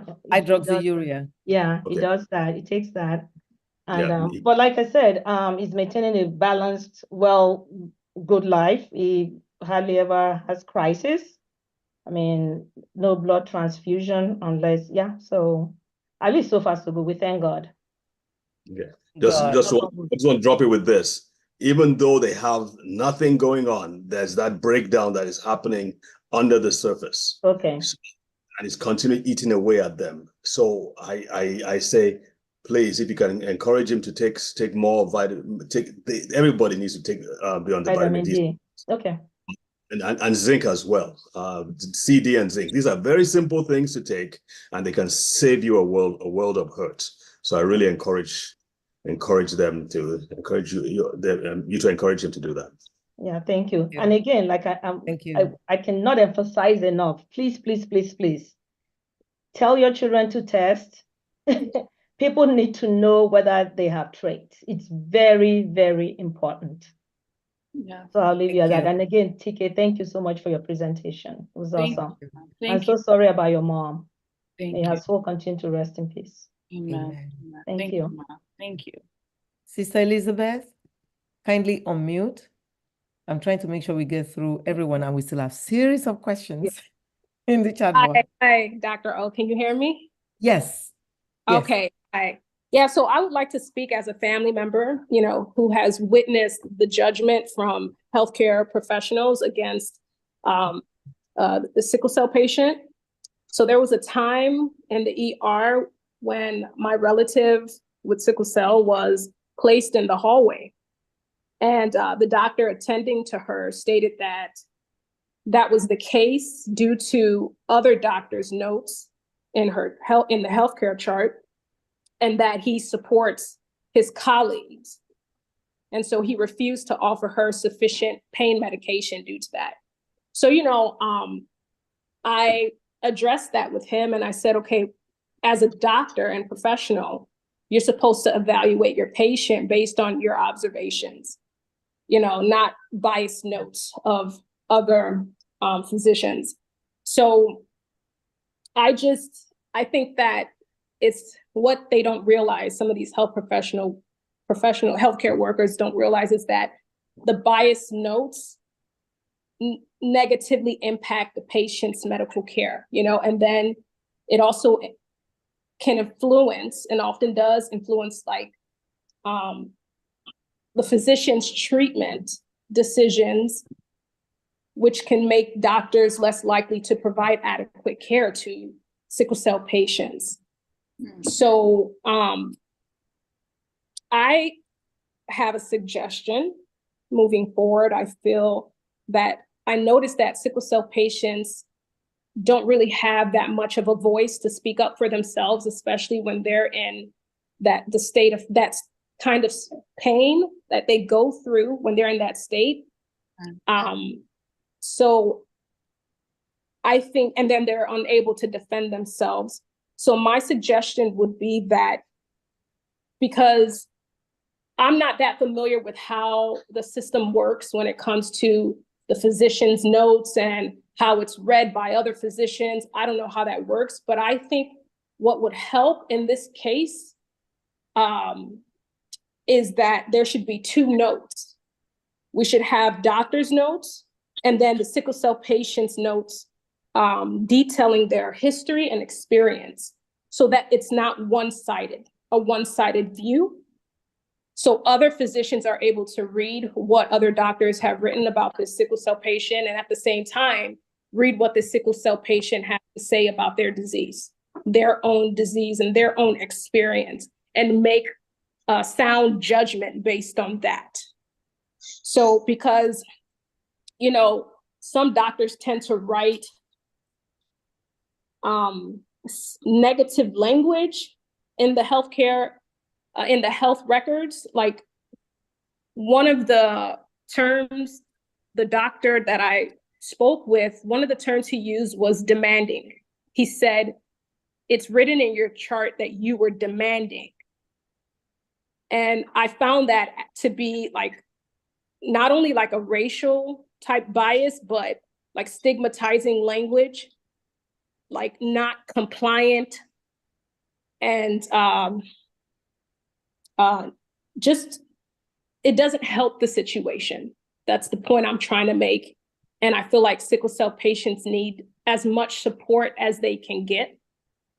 So that is what I was able to come up with, just thinking about it, brainstorming, like, how can we help them? Because again, it's not that easy for them to defend themselves, especially because I think they're not the majority, right? It's like a disease that's not well, like, researched like other diseases, other popular, well-known diseases.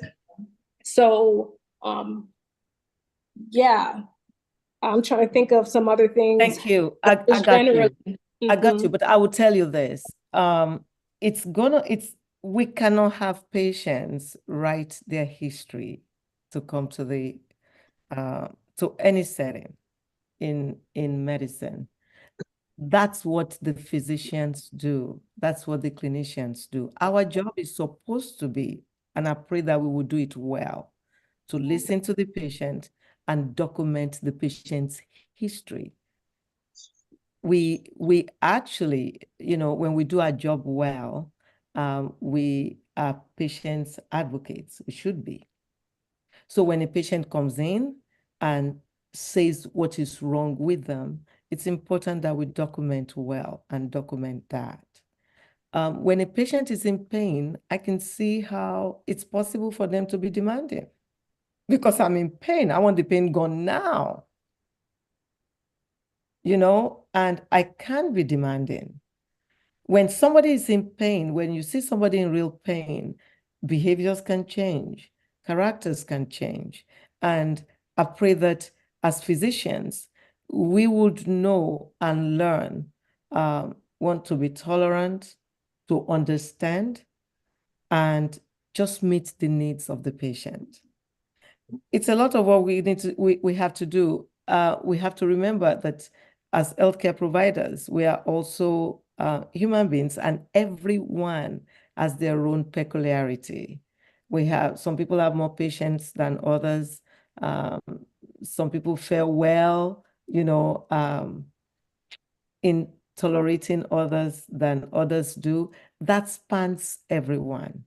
So your suggestion is excellent. It's just that where would the patient write it? In electronic health records that they don't have access to, and they can't, because that electronic health records is a compendium of everyone else's records that has to be protected.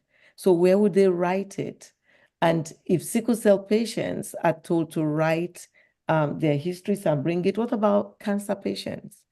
Because some people with cancer also have pain, and believe me, sometimes get the same treatment. A lot needs to change in healthcare, and thank God we have some of our elected officials now stepping in to fix these issues and asking us that are interested in participating to see how these things can be resolved. We're working on it. And I agree with you. And please, on behalf of whoever saw your niece that day, please, I apologize. I apologize on behalf of all of us, the medical professionals. I'm sorry. But we're working on it. Please believe that. Some of us are spending midnight oil, dialoguing on how to change these processes. Because, I can tell stories that I don't want to tell. We have a lot of people with their hands raised. Being Black, physician, I was discriminated against during COVID. I could have died. I had to take care of myself.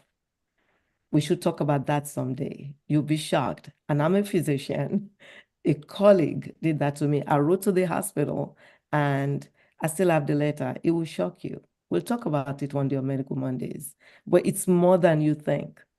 We're trying to work on it. Again, I'm sorry.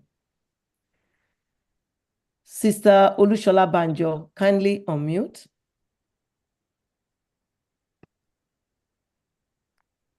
Thank you.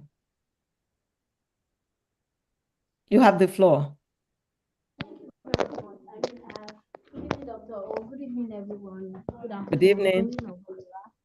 We can hardly hear you. Can you hear me now? It's just because I'm on the road right now. Can you hear me Okay, now? we can hear you now. Yes. Yeah. So I live in Canada. I just moved here about a year ago, and I'm a sickle cell patient. And I just wanted to talk about my experience when I was ill. When I was ill around January, and, I was into church. You are going in and out. You're breaking up.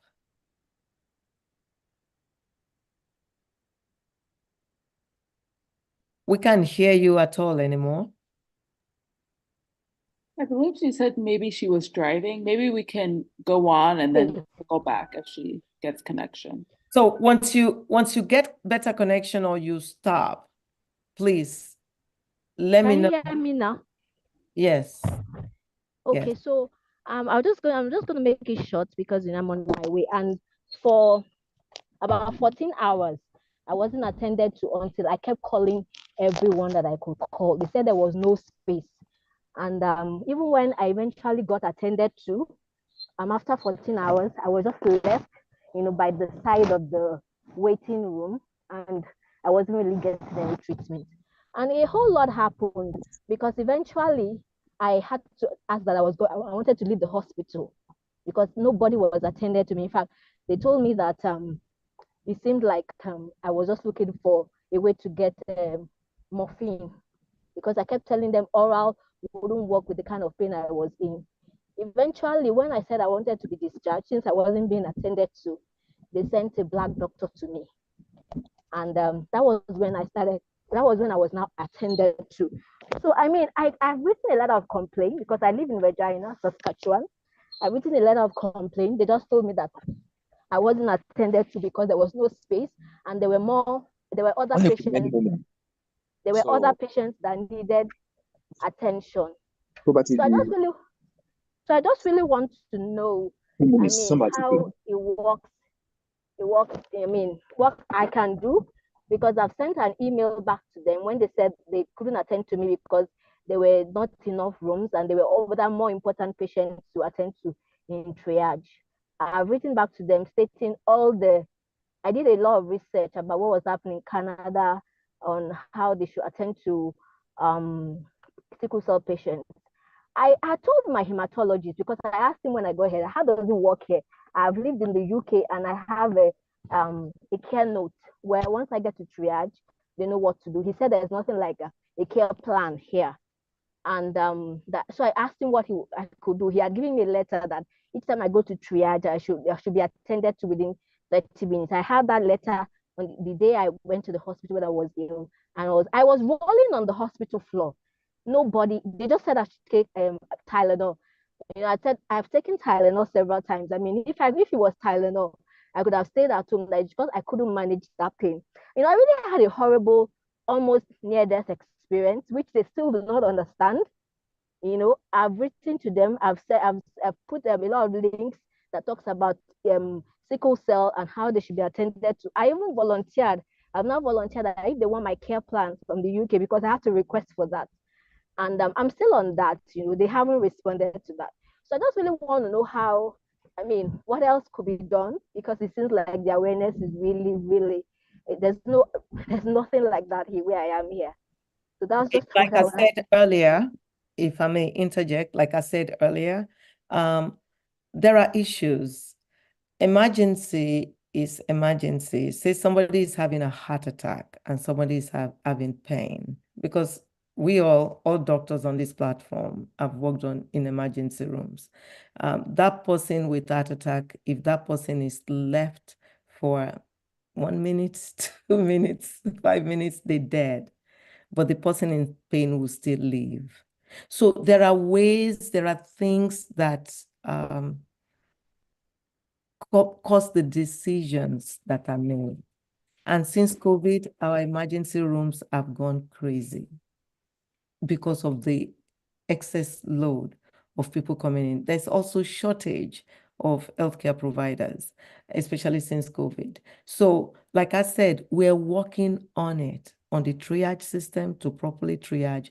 This is not ostracizing, your experience is not ostracizing sickle cell patients. It's not because you have sickle cell. No, that one is not. If you are you frequenting an emergency room or emergency rooms because you're having crisis and you needing narcotics and they brand you a frequent flyer and that you're seeking narcotics, yes, I understand that. But for the experience you described, is because it's most likely because there are people that are, if I don't do this now, this person is dead. So I have to wait. It's tough to make those decisions. And until that is done, then, they go to the next person, to the next person. So please be patient for this process to be worked out. We're working really hard to see how these things can be decongested in the emergency rooms. So sorry about that. Okay, thank you very much. But You're welcome. So GATS 247 special delight. Yeah. And thank you, my dear sister, daughter, Tokunbo. I have a few input. And just like Dr. O apologized, I too want to apologize on behalf of the healthcare providers. I have witnessed it. Thank you.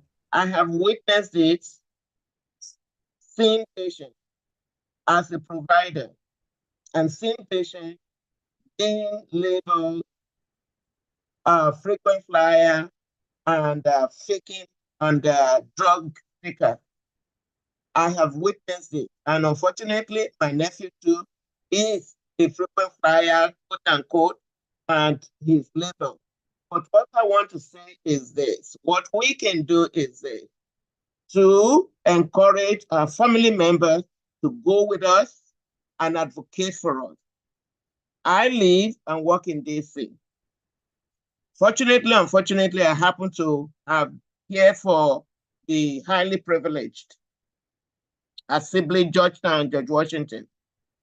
What you will see in those three hospitals, if all the white folks come in, is sitter. The sitter does not touch the patient. They advocate and make sure they get their medication on time, they document on them, and report them appropriately. That is about the stigmatization. Talking about what happened, I think somebody talked about Florida. It's possible to have the hematology. I know of an hematologist who has a clinic in Maryland. She does provide care in her clinic. And fortunately also, when I knew her, she sort of works almost 7 days a week. She has a clinic, 2 clinics, DC and Maryland, that happen to be able to be Monday and Tuesday and Saturday, and she does provide care. And I think and all the other doctors, because I am retiring, that are on the platform, what we need to do now is concerted efforts to advocate for our children, for our family members, for our own, so that we can speak to our Congress people in each state that we're located. This is the next plan of action, my dear sister, Tokunbo, and the other doctors. This is the next plan of action that we need to do. If it's becoming so prevalent and it's affecting our own. So that is what I will say. The other thing that I put a question to Dr. O is that we are talking of, have you considered cord blood for treatment? Cord blood, yeah, that's, did you come across that in your research? Umbilical cord. Yeah, did you come across that in research? Go ahead. I've just learned about that in school, how blood from the umbilical cord. I think some people actually preserve the blood from there so that I did it for my grandchild. Wow. It's very expensive, but it cost me about 10,000. Yes. So I have heard about that. And how did your grandchild do? No, my grandchild is fine. She's just a baby. But when she was born, I decided to foot that bill. It was being advertised. I saw it and how it can be used. So I just decided to say, okay, I'll do this for her. Anybody who might need it in the family, herself or so be it. It's not that she's sick or anything, but when the babies are born, you have that opportunity. Yeah. So wait a minute. What you're talking about is you saved a cord blood, yes, right? For $10,000, but she doesn't have sickle cell. No, she doesn't have it. She Okay. doesn't have any illness I whatsoever. understand. But it's for future use. Yeah. Yeah. So you can actually, they store them even from, it doesn't have to be family members, but they are expensive when you want to use them. So Tokunbo, you've come across it in your research. You want to talk about that very briefly? Sure. Yeah, no, just about the potential it holds. But again, I always just come back to, how accessible is it to everyone? How can everyone afford that? And even in some cases, wherever it's done, I'm assuming you had that done, you said here in America? Yes. She saved the cord blood, is all she did. Our grandchild did not have sickle cell, does not have sickle cell disease. But the cord blood is saved for future need, and it costs $1,000 for the storage, so that if anybody in the family needs it. Right. And so I'm just thinking in areas where, if that was done here in America, it may not, I'm thinking somewhere in Africa, in Nigeria, they may not be able to maintain and keep careful care of that blood. And so I just always think of instances where how accessible is it to everyone? Is it only restricted to countries like wealthy countries like in America, Western countries, or can that be carried out in Asia, in the Middle East, in Africa? And then also, of course, just information outreach. Kudos to you for having that information and knowing that that's an option. Many people don't even know that's an option to take umbilical cord blood and preserve it for future generations. Some don't even have that knowledge or education. So I think that's also an important point, is outreach and educating people. So if they have the resources to do that, they're able to. Yeah, and it's not easily accessible here too when you talk about finances. But when you talk about places like Africa, I can talk about Nigeria. There's no electricity. Right. So I'll leave it alone. I'll leave that. So before we go on, I'm going to call on one of my amazing brother here. This is Grace's father that I'm going to call on next. Pastor Prophet Adekunle, Michael Adekale. But before I call on him, I just want to holler. I don't know if she's on. To your mom, Jumoke, Dr. Jumoke Olaniyan. Sometimes, I've not done it in a while, but I'll call her and just pray for her and thank her. Because in the time that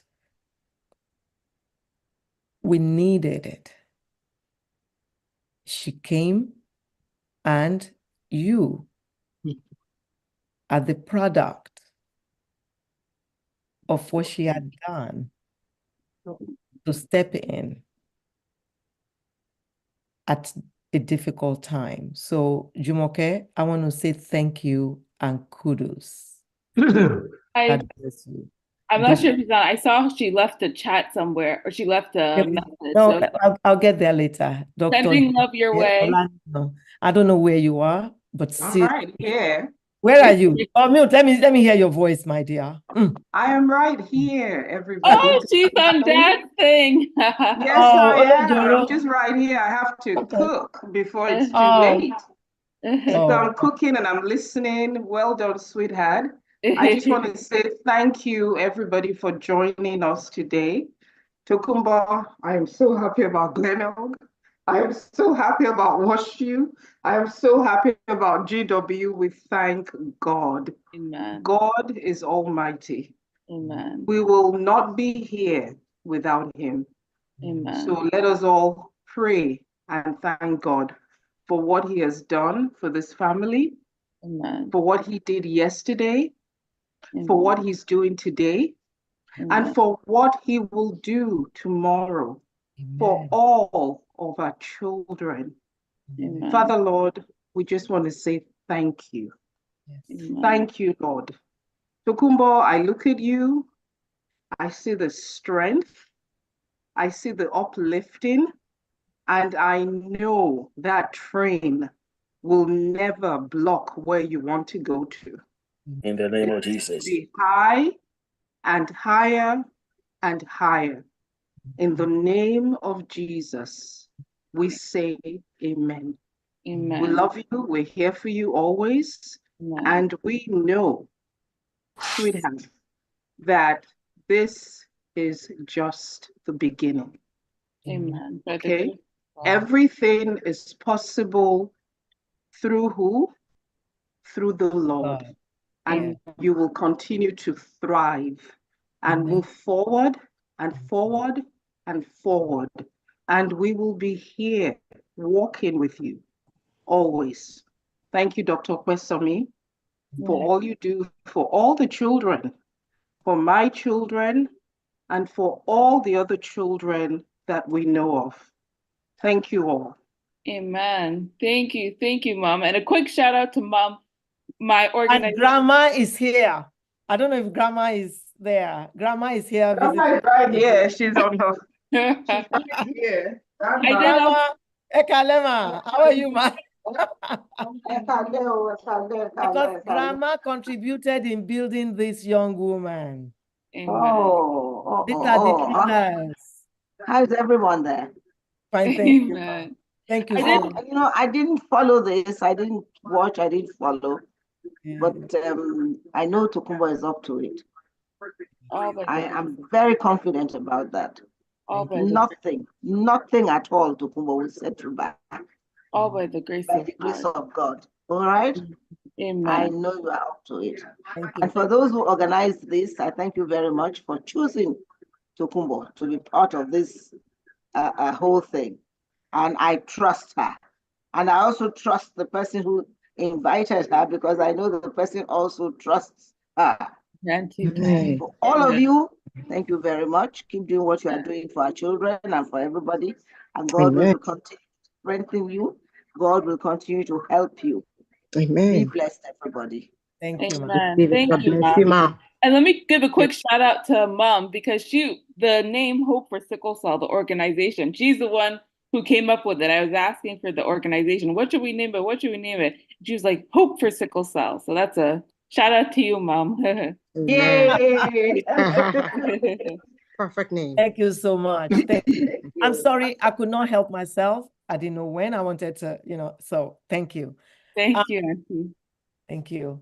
Pastor Adekale, kindly unmute. Hello. Yes, this is Pastor Michael Adekale. Hi, everyone. Hello. So, thank you very much for bringing us together to talk about this great topic. And I thank you, Sister Tokunbo. So sorry for your loss. Thank you. You did very well, and I'm proud of you. She Good has job. mommy, Dr. Tokunbo Now, Olaniyan. I noticed that most of the prescribed medications are highly addictive. Is there any way or is there any solution or any alternative for for taking those kind of medications? Because they are very, very addictive. For example, I take blood pressure medication, and without it, I cannot function. Say, am I going to be taking this for the rest of my life? It's kind of scary. Yeah. What about if I go to take my medication or whatever? Would that be the end, or what will happen? So, is there any solution or any alternatives or any herbal remedies for all these prescribed medications? Because they are very, very addictive. Actually, blood pressure medications are not addictive. They do not cause addiction. There is no single blood pressure medication that causes addiction. They control the blood pressure, but if you don't take it, then there is possible consequences of high blood pressure that could then occur: heart attack, stroke, congestive heart failure, kidney failure, or blindness without any warning can occur without any warning. High blood pressure is a silent killer. A silent killer because most people who have it don't have any symptoms. And if they don't test, they don't even know they have it. So are you going to take it for the rest of your life? Yes, most likely. And yes, you most likely will. You are not big to say that, okay, maybe it was obesity that caused your blood pressure, so lose weight and then you lose the blood pressure. You inherited it. So we're talking about genes. Tokunbo talked a lot about genes today, and she made it clear that sickle cell is inherited. It is not an infection. It is not something that is, that is it. You got an infection and you're clearing. It's inherited. So high blood pressure, some people inherit high blood pressure. And, when it comes to the time, there are things one can do, decreasing salt in your diet, increasing fruits and vegetables, decreasing dairy products, exercising, all those things help. But most likely you will still need the blood pressure medication. So accept it, take it. Now, there's a difference with sickle cell. Sickle cell crisis causes pain for most people when they get the crisis. And they use narcotics to treat the pain. Somebody mentioned morphine. In an emergency, yes, morphine is used as a narcotic. Narcotics can be addictive. So narcotics, morphine is in the class of heroin. So let me bring it home. When you're talking about things like morphine, hydrocodone, oxycodone, Percocet, stuff like that, they are the same class as heroin. Methadone, you're taking heroin, period.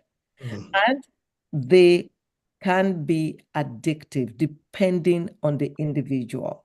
So with somebody with sickle cell, it's a challenge for a healthcare provider also. Who doesn't want to get somebody addicted, because we have to look at the other side. At the same time, they want to treat the pain, and there's a fine line between, is this person addicted already and they're just seeking, or they have pain and they need this medication. Medications like that really should be used for short-term basis. Oh, okay. It shouldn't be chronic, because you're not having pain every day. But when you get addicted to it, then you're seeking it to have it every day. There's a big difference there. So people then needs to be assessed individually.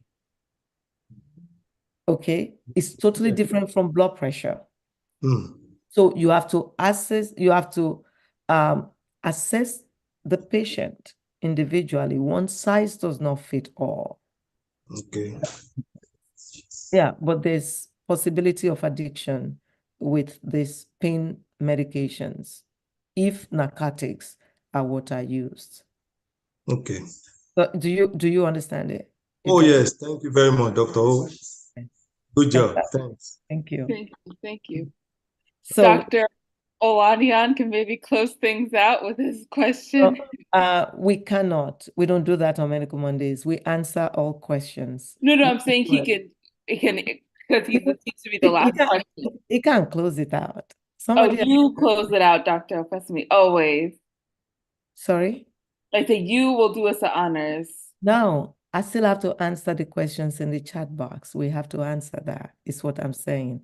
Okay. We give preference to people who raise their hands, but we have not even touched the chat box yet. So, Dr. Olaniyan, this is Tokunbo's father. Kindly unmute. Kindly unmute. There you go. You are muted. Yes, I've unmuted. First of all, Dr. Kweston, thank you so much. You're also Tokunbo's mother and have been since her late mom passed. So I thank you for that. and that you've blessed us as a family. The Lord will bless you and your family also. I want to thank everybody. I'm just so touched by the outpouring. It's just incredible. I'm proud of my daughter. Of course, I'm biased, but nonetheless, I'm extremely proud of her. I want to shout out to our late mom's siblings as well, because they also have been there for the entire ride, and they're all on here, I believe. And Bayo Oyewole, Shola Oyewole, Babi Obi, Ni Oyewole, and of course your Auntie Layo Oyewole. So I want to give a shout out to them. They have been with us for the whole ride as well. Yeah, so say it takes a village, and indeed, I think in Tokunbo's case, it has taken a village as well as her brother Muiwa. So God bless you all. I wanted to share two contributions to the talk as well, very briefly. I manage populations that include sicklers as well. One thing that is available now is IVF. With IVF, you can identify embryos that have sickle cell disease. So they're now looking at providing that even for people who don't require IVF, but they have sickle cell trait. The embryos can be identified whether they have trait, whether they have sickle cell disease or they don't, and then the healthy embryos can be implanted. Now, depending on people's religious learning, I think there are obviously ethical issues with that, but that is the technology that is being looked at.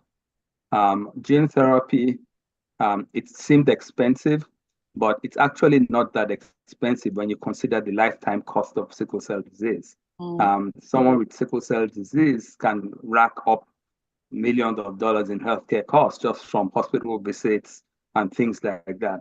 With bone marrow transplant, you also have immunotherapy, which can cost millions of dollars as well. So when you look at the cost benefits and lifetime costs, gene therapy actually is not that expensive relative to the other, we call it opportunity cost. And as more companies get into the game, the price will also come down.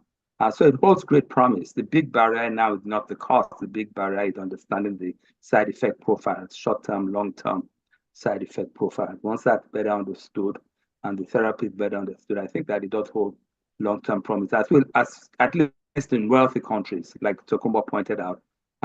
Most of the sicklers in the world are in Africa, and that's a different issue altogether. And one is prayerful that as more research dollars go into sickle cell, they'll find more therapies. Right now, sickle cell probably had one of the least research dollars going into sickle cell research compared to other diseases of the same caliber. But thank you very much. Thank you, Dr. Okwesomi. Tokunbo, well done. You did great. I'm proud of you. And thanks everyone for supporting her. Thank you. Thank you. Thank you so very much. Tokunbo is the first ever non-physician yet college student to come on Medical Mondays to present, and you did stellar. So, question. Haman from Britain asked, one burning question is that what dietary priorities should be prerequisites individuals should be following that can help alleviate some of the severity of this disease? Do you know about the dietary stuff, or let Dr. Ajibade take that? Because I think Dr. Ajibade shared a little bit, things like vitamin D, vitamin C. No, that's not diet. Those are supplements. Yeah. So, Dr. Ajibade, do you want to share with us, are there any dietary stuff? Sister Wumi Kamsin shared diet with us, that her son changed his diet and has, does not have crisis. But I'm not sure what that diet entails. Dr. Ajibade, are you there? Yes. Yes, ma'am, I'm here.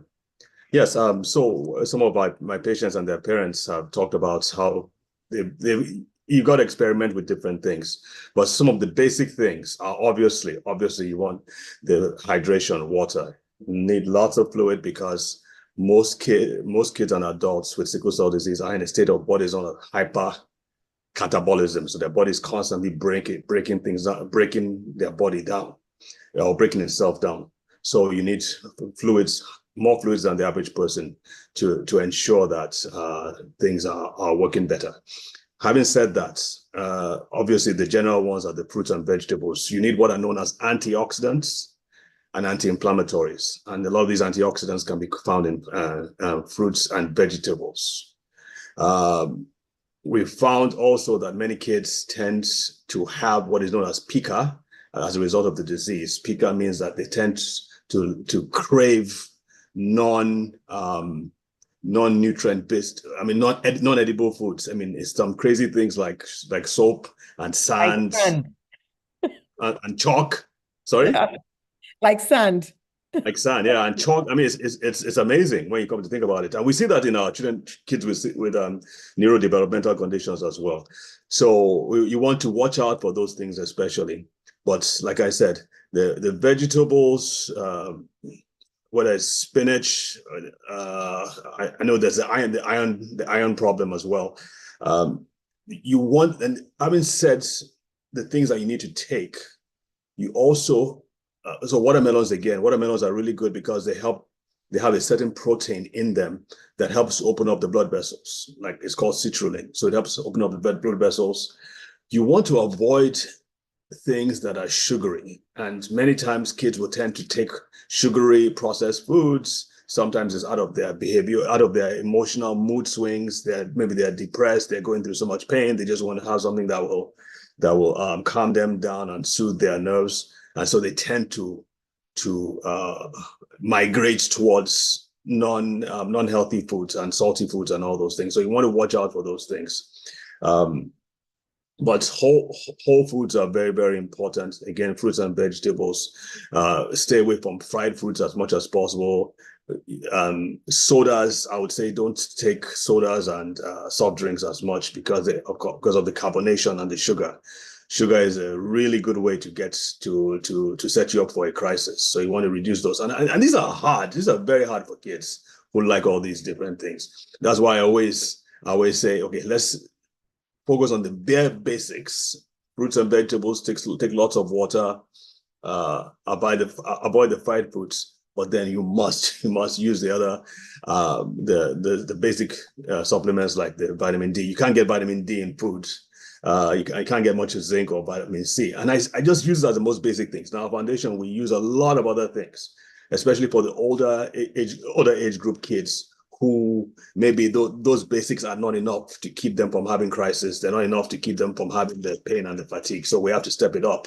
But I always start with the basics. Those vitamin C, vitamin D, and zinc.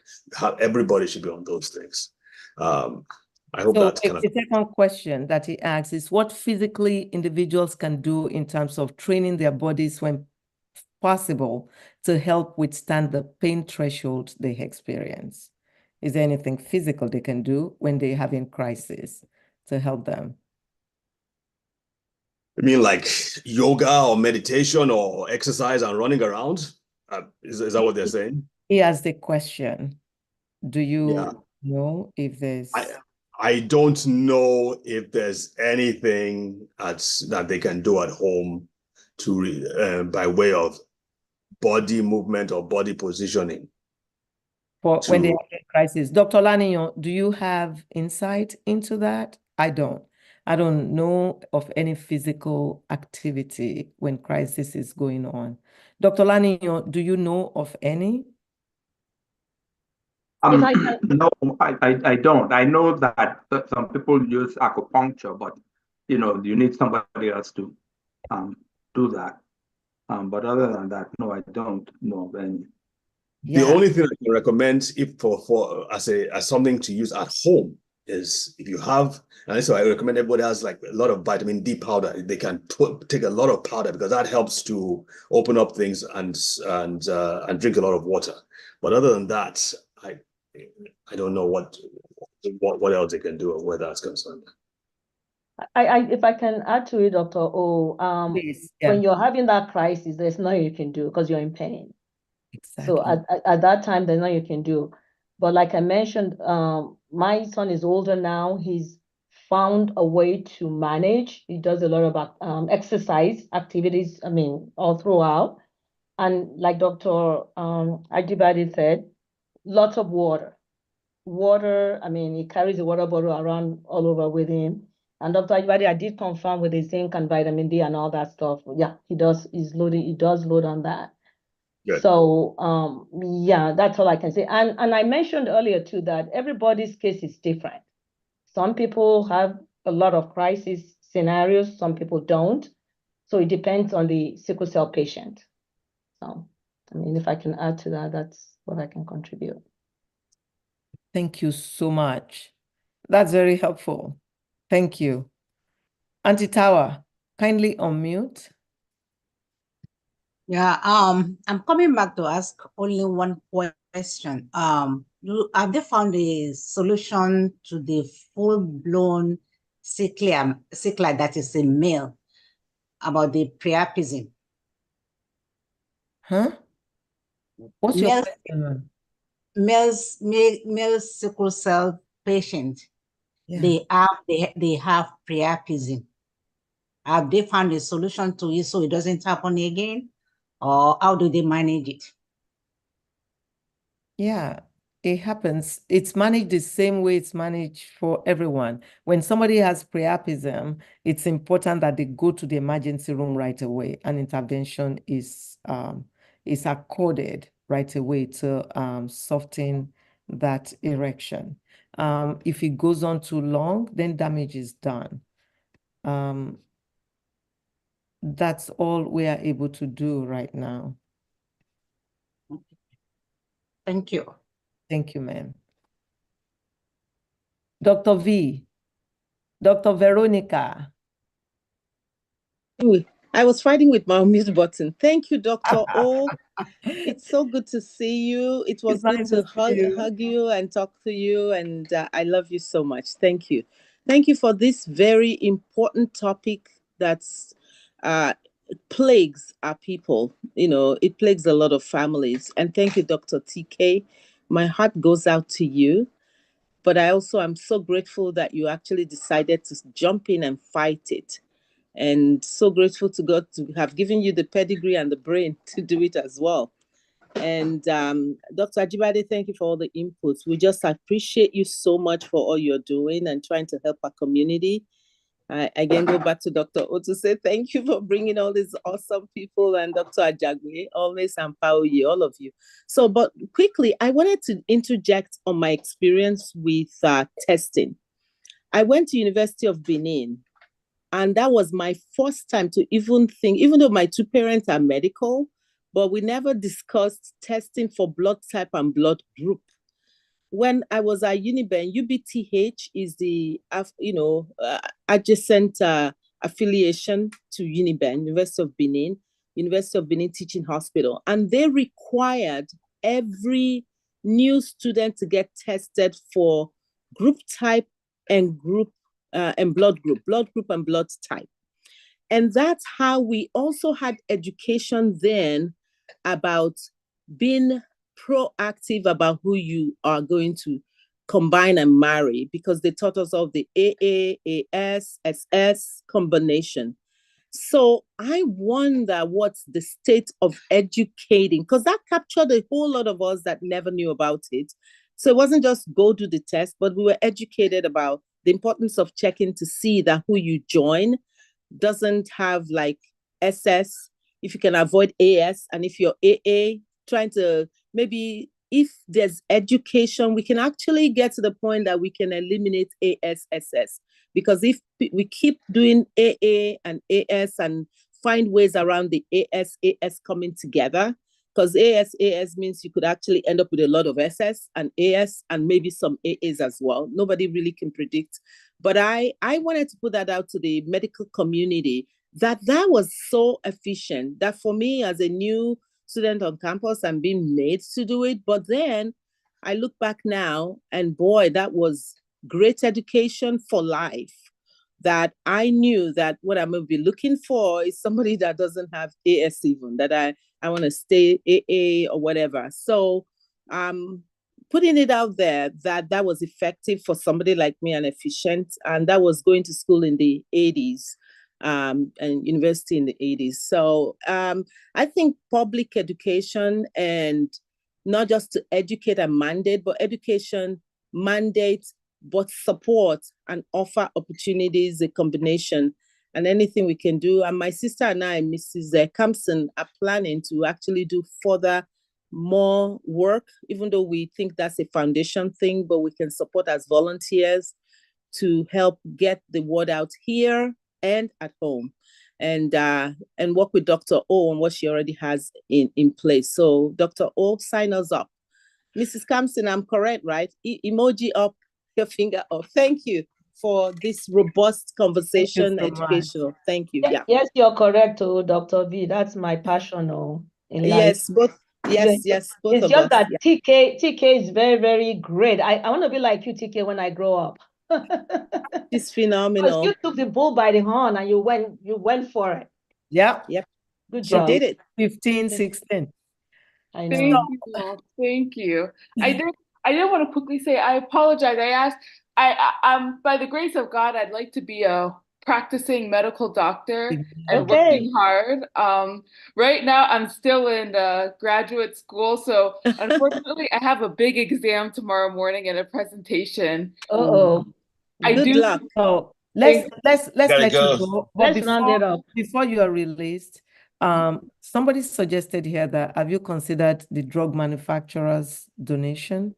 You know, like when we were getting hydroxyurea, your dad and I were sourcing for the hydroxyurea. You know, that's somewhere we didn't look at. So you may want to make a note of that. I know we'll do the legwork for you, but you know, that's a place to look at. And then, you know, somebody wrote here that what did they write? Okay, I think I want you to go and I'll just take pictures. And Thank you, Auntie. And this is all recorded, isn't it? So it is.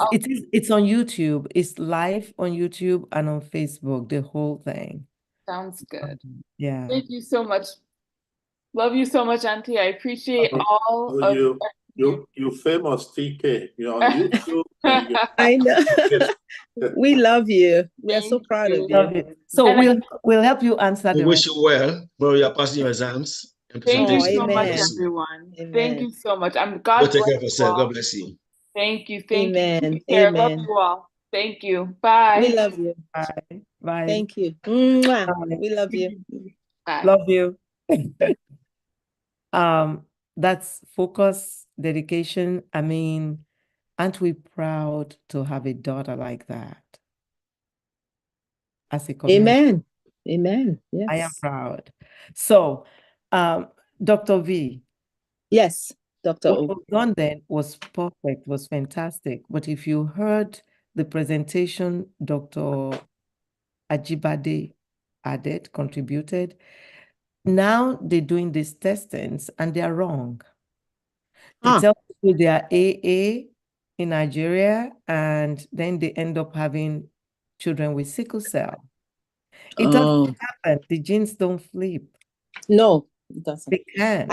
So when tests are not accurate, there's a problem. Testing is very important. So we need to make sure that our testing labs are also good. So there's Dr. O, that's the new Nigerian medical field. Remember those days, things were just going so well. We had solid. I think that's the problem of the times. Education during my days were solid, you know, and so that's what my dissertation was actually on, how we can go back and reform what's happening, because there was a huge accountability. Exam was real exam. UBTH was solid then, but I know that's the dilapidation of medical and education states of things in Nigeria. And we should, I heard Dr. Ajibade's report, and I really agree with him. And I think those are the kind of things we need to now look at, how we can reform. Look at you going and doing medical mission. Those days we didn't need them, but now we do. So I agree. Thank you for that. Sorry, I had to leave for a quick thing. That's why I took my hands down and came back. Yeah, no, that was fine. You were totally fine. You actually came back when we can call on you. We had so many hands raised. I think on Medical Mondays to date, this is the most number of hand raised that we have had. I was in line, so I kept waiting. Thank you. Yeah. Thank you very much. It's a very important subject, and Tokunbo did a phenomenal job just breaking it down and helping us understand it. Yes, a rock star. Great job. So somebody wrote here that they just placed an order for hydroxyurea for delivery to BDTH in Kaduna, Nigeria this afternoon. Still the most efficient therapy in sub-Saharan Africa, you know, and they say thanks for highlighting this. And that's what Tokunbo's foundation, you know, supplies children with sickle cell in Nigeria, because that's still the best we have. Yeah. I'm looking to see that I don't miss any questions. Okay, this is the one I was looking for. The present age moving forward, the government of every country should legislate against new parents of a child with sickle cell disease to be prosecuted for insensitivity, carelessness, and child endangerment. They should be. The government of every country should legislate against new parents of a child with sickle cell disease to be prosecuted. So are they prosecuting them, Brother K? Are they prosecuting parents with sickle cell disease? Science has given much explanation on how to prevent this disease. No reason to bring a child to this world to suffer. Oh, I see what he's saying. If you don't test, okay, Dr. V, you tested and decided I'm not marrying somebody with AS. So if people with AS marry, is saying that the government should do something about it. But I was informed. Are we informing? What system do we already have in place? You can't prosecute people that you haven't even informed and educated. So the first thing we should do is not prosecution. We should go about educating, supporting, resources. Get there before you forget prosecution much later. We haven't done our homework as a nation, as a people. So we need to do that first before you prosecute. And I don't think prosecution, somebody that's struggling, it's not easy. The last thing, you need to find out what holes led to the parents to not even know. So we need to do our work as a community, as a country, as a people, as a health sector, and put things in place. They're not even prosecuting here. What are we doing? We are responsible for each other. Thank you. You are right. And you actually wrote it on the platform in response to that. Yes. Thank you. And what if people tested and the testing was wrong, as we have heard? So what do? You know? And Tokunbo said it. What if two people are in love? I don't know. These are questions that, you know, has to be answered. Yeah. People that are in love, Dr. O, they could think of options of children. They may have to explore surrogacy, or whatever. Not. Absolutely okay. not. Well, not I'm just saying that it's but not IVF, prostitution. Dr. IVF. IVF, like IVF is an option. Dr. Olaniyan talked about it earlier. IVF, yeah. Yeah, and the embryos that have sickle cell can be identified. I agree with that. Yeah. Not implanted. So we have things that can be done, but definitely right, no prosecution. Dr. Olaniyan said something really important about research here, that as an example, cystic fibrosis has about 200,000 sufferers worldwide. Sickle cell disease has about 20 million. However, cystic fibrosis gets about 10 times more dollars for research than sickle cell disease does. Much more dollars need to go into sickle cell research, and he's right on the money. Without research, how are we going to get what we need? But Dr. Jibade has some things that are working, you know, combination of supplements that are doing amazing in sickle cell children in Nigeria. Can I speak to that part too? I think So we as a before you speak to it, Okay. somebody wrote here also, just so maybe it would tie into what you want to say, Okay. that how are we doing with the indigenous remedies like Oriata, doing the current research space? That's Dr. Jagani is right.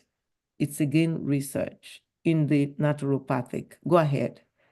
What I just want to, just from my experience with fundraising, I mean, it might not be necessary for sickle cell, but for cancer and all that stuff, we as a Black community need to start thinking about donating towards causes like that.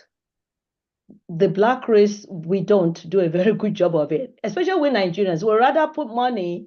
If somebody comes to you now, they say they want to do Ashwebi, you rather bring that $300 for Ashwebi than say, please help us towards research to find cures for sickle cell, or to administer, like Dr. Veronica said, knowledge is power. Let's start I'm talking to people about it. Let's start like what TK did today. Let's start letting people know, be awareness. Let's be aware of it. Maybe help with trying to get blood, go draw blood and have people test their blood. Open up a clinic. I mean, Doctor, you've done that in Nigeria. Let's do that. Let's have people donate towards that. Maybe give up Ashwebi for 1 year or something, or 1 month. So to me, that's where we Nigerians need to start thinking about how can we help the human race? Because let me tell you that Americans, white people, they donate more than we Nigerians or Black people do.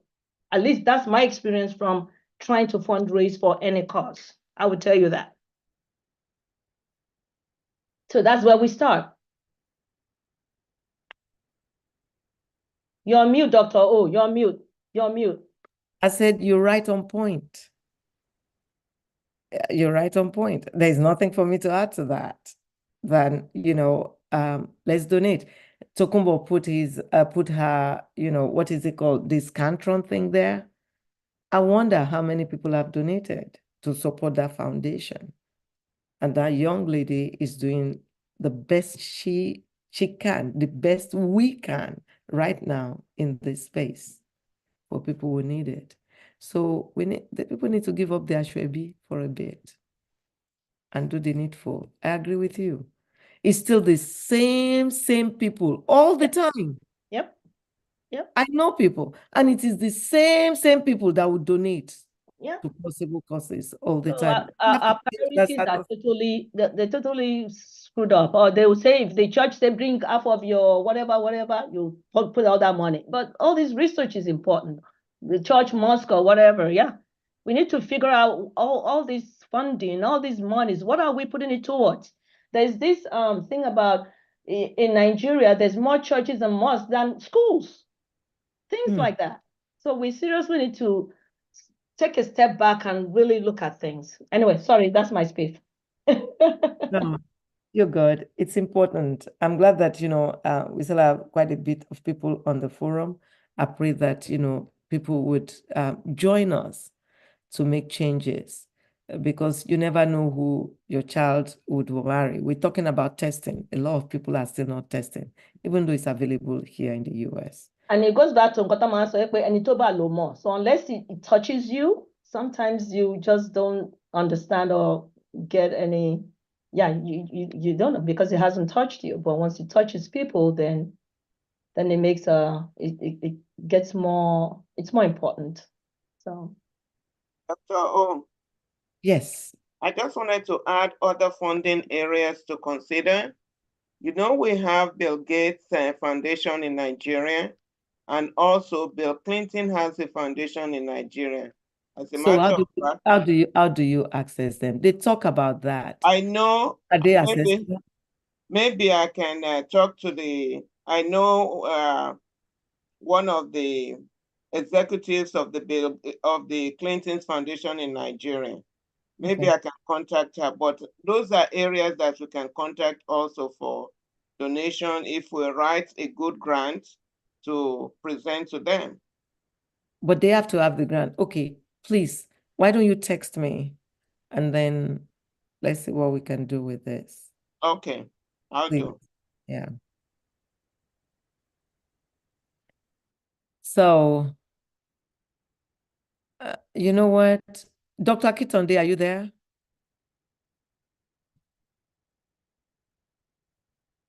Yes, ma. I'm here. So, you wrote excellent presentation. Just a thought. Can some of these sickle cell patients connect with Speaker, with TK, right? And the research guy? You think there's a strength for some policy review here? Is that what you're saying? Our research Yes, that was me. Actually, there's always two Akintonde on the line. Hi, Dr. O. How are you?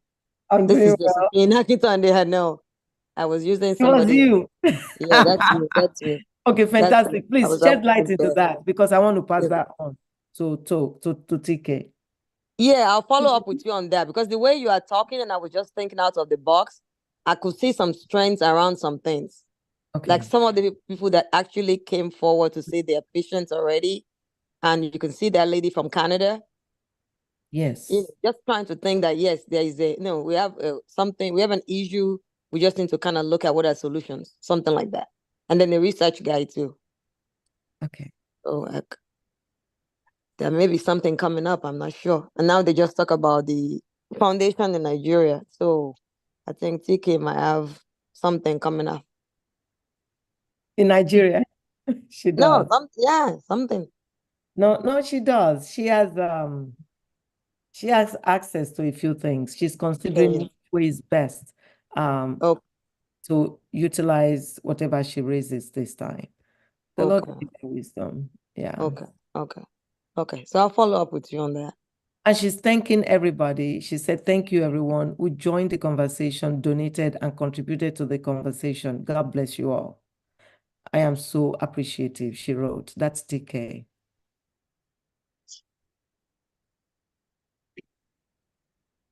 Oh. And if anyone wants the PowerPoint, she's willing to send it to me so you can have it by email, but it's on YouTube. The whole presentation is on YouTube. And thank you, Dr. Ajibade. Yes, TK would like to collaborate with you and,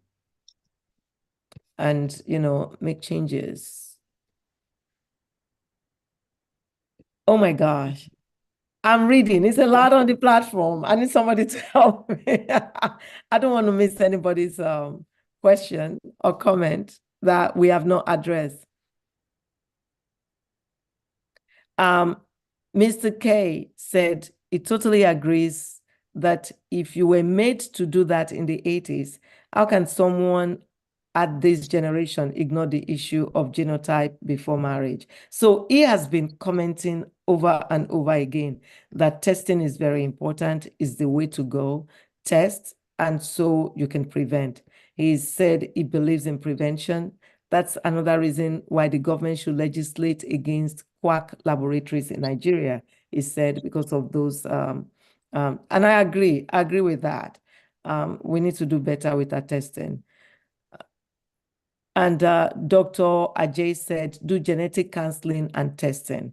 That is key, the counseling. Nobody talked about the counseling yet. The counseling part of it is important. Individuals with a family history of sickle cell disease should undergo genetic testing to assess their risk and receive counseling regarding their reproductive options. 100% agree. And Mr. K, I just love him. Because I'm on his page. He said African disease is not priority or prominent in the Western world. Africans should develop interest in finding solutions to Africa predominant problems. This is echoing what Mrs. Wumi Kamsin just said. We are Africans. We need to start donating money to research. We can do this. If nobody's going to do it for us, we can do it. Donate. And Brother Benjamin Olorunfemi said, in Nigeria, it is in Nigeria. He said, in Nigeria, it thinks we need more awareness and support for the sickle cell organizations doing amazing stuff here. We still have much work to do with our upcoming youths on issues related to testing and sickle cell issues. Okay. Ooh. Dr. AJ says, education and awareness, promoting awareness about sickle cell disease, its inheritance patterns, and the importance of carrier testing can help individuals make informed choices about family planning. Right on point. Okay. And it says, Mr. K said, Luth in Idiaraba has a very functional sickle cell center. I have contacts there. We can talk. So I'm almost at the bottom of this. Geez, this is fantastic.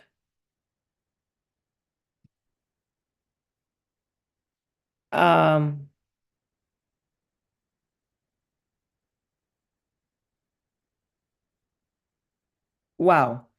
I got something here that says a 65-year-old professor of medicine after genetic testing back in Nigeria remains single because of sickle cell disease.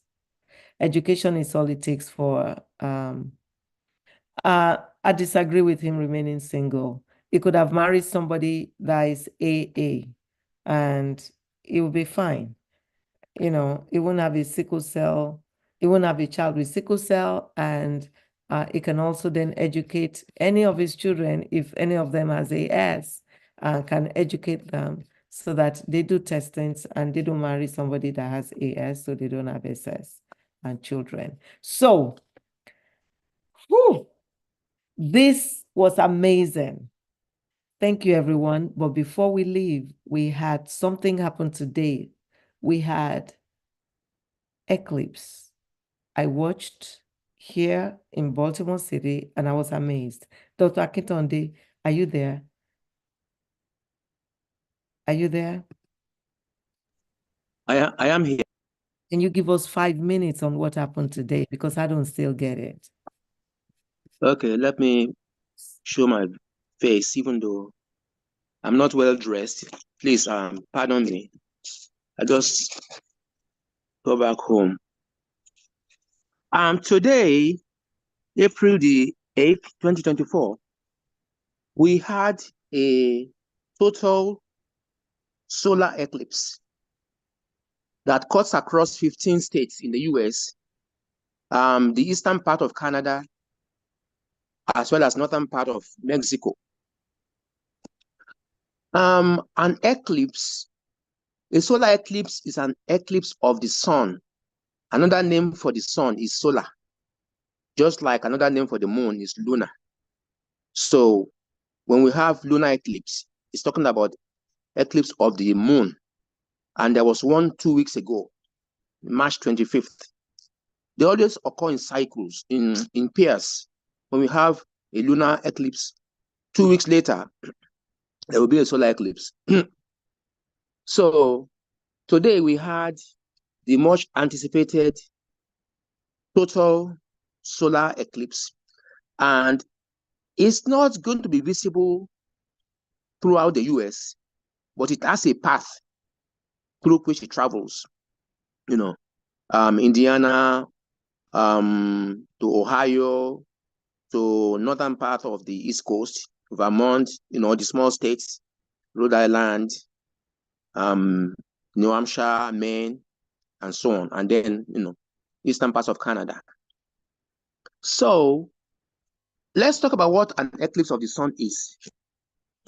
We are part of the solar system, that is the sun at the center, and the 9 planets are going around it in endless orbits. One of the planets around the sun is our planet Earth. And believe it or not, although we all know about the moon as a satellite of the Earth, it revolves around the Earth. It is also true that other planets too have their own satellites. and it's not always one. For example, Jupiter has, I think, 16 moons. The planet Jupiter has 16 moons going around it. Saturn has, I don't know the exact numbers now, but many of them have moons going around it. In our own case, the word eclipse actually means to cover or to obliterate or to pass out. When you say something eclipsed out, it means something dies or becomes invisible. So we have a solar eclipse when the moon comes in between the sun and the earth. That is, it blocks the sun from our view. Remember that the moon doesn't have any light by itself. It only reflects the light, sunlight. So when it comes in between the sun and the earth, it creates darkness. That is called the solar eclipse. It's a beautiful circle that lasts a couple of hours, and at a future date, when Dr. O will arrange, we'll be talking about some of how these eclipses affect us medically. But for now, what I can tell you is that apart from the astronomical consequences of this eclipse on human lives, there are what I will call esoteric or psychological consequences that I want to go through in the next 3 minutes. Do I have 3 minutes, Dr. O? 3 minutes, yes. Psychological. But okay, I'm going to reserve it for your talk. Go ahead. Yeah. Psychologically, the zodiac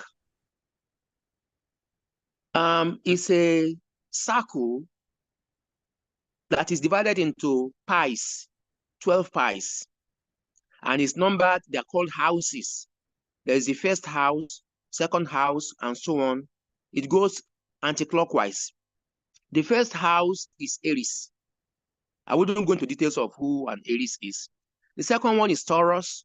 The third one is Gemini, then Cancer, then Leo, then Virgo, then Libra, then Scorpio, then Sagittarius, then Capricorn, then Aquarius, then Pisces.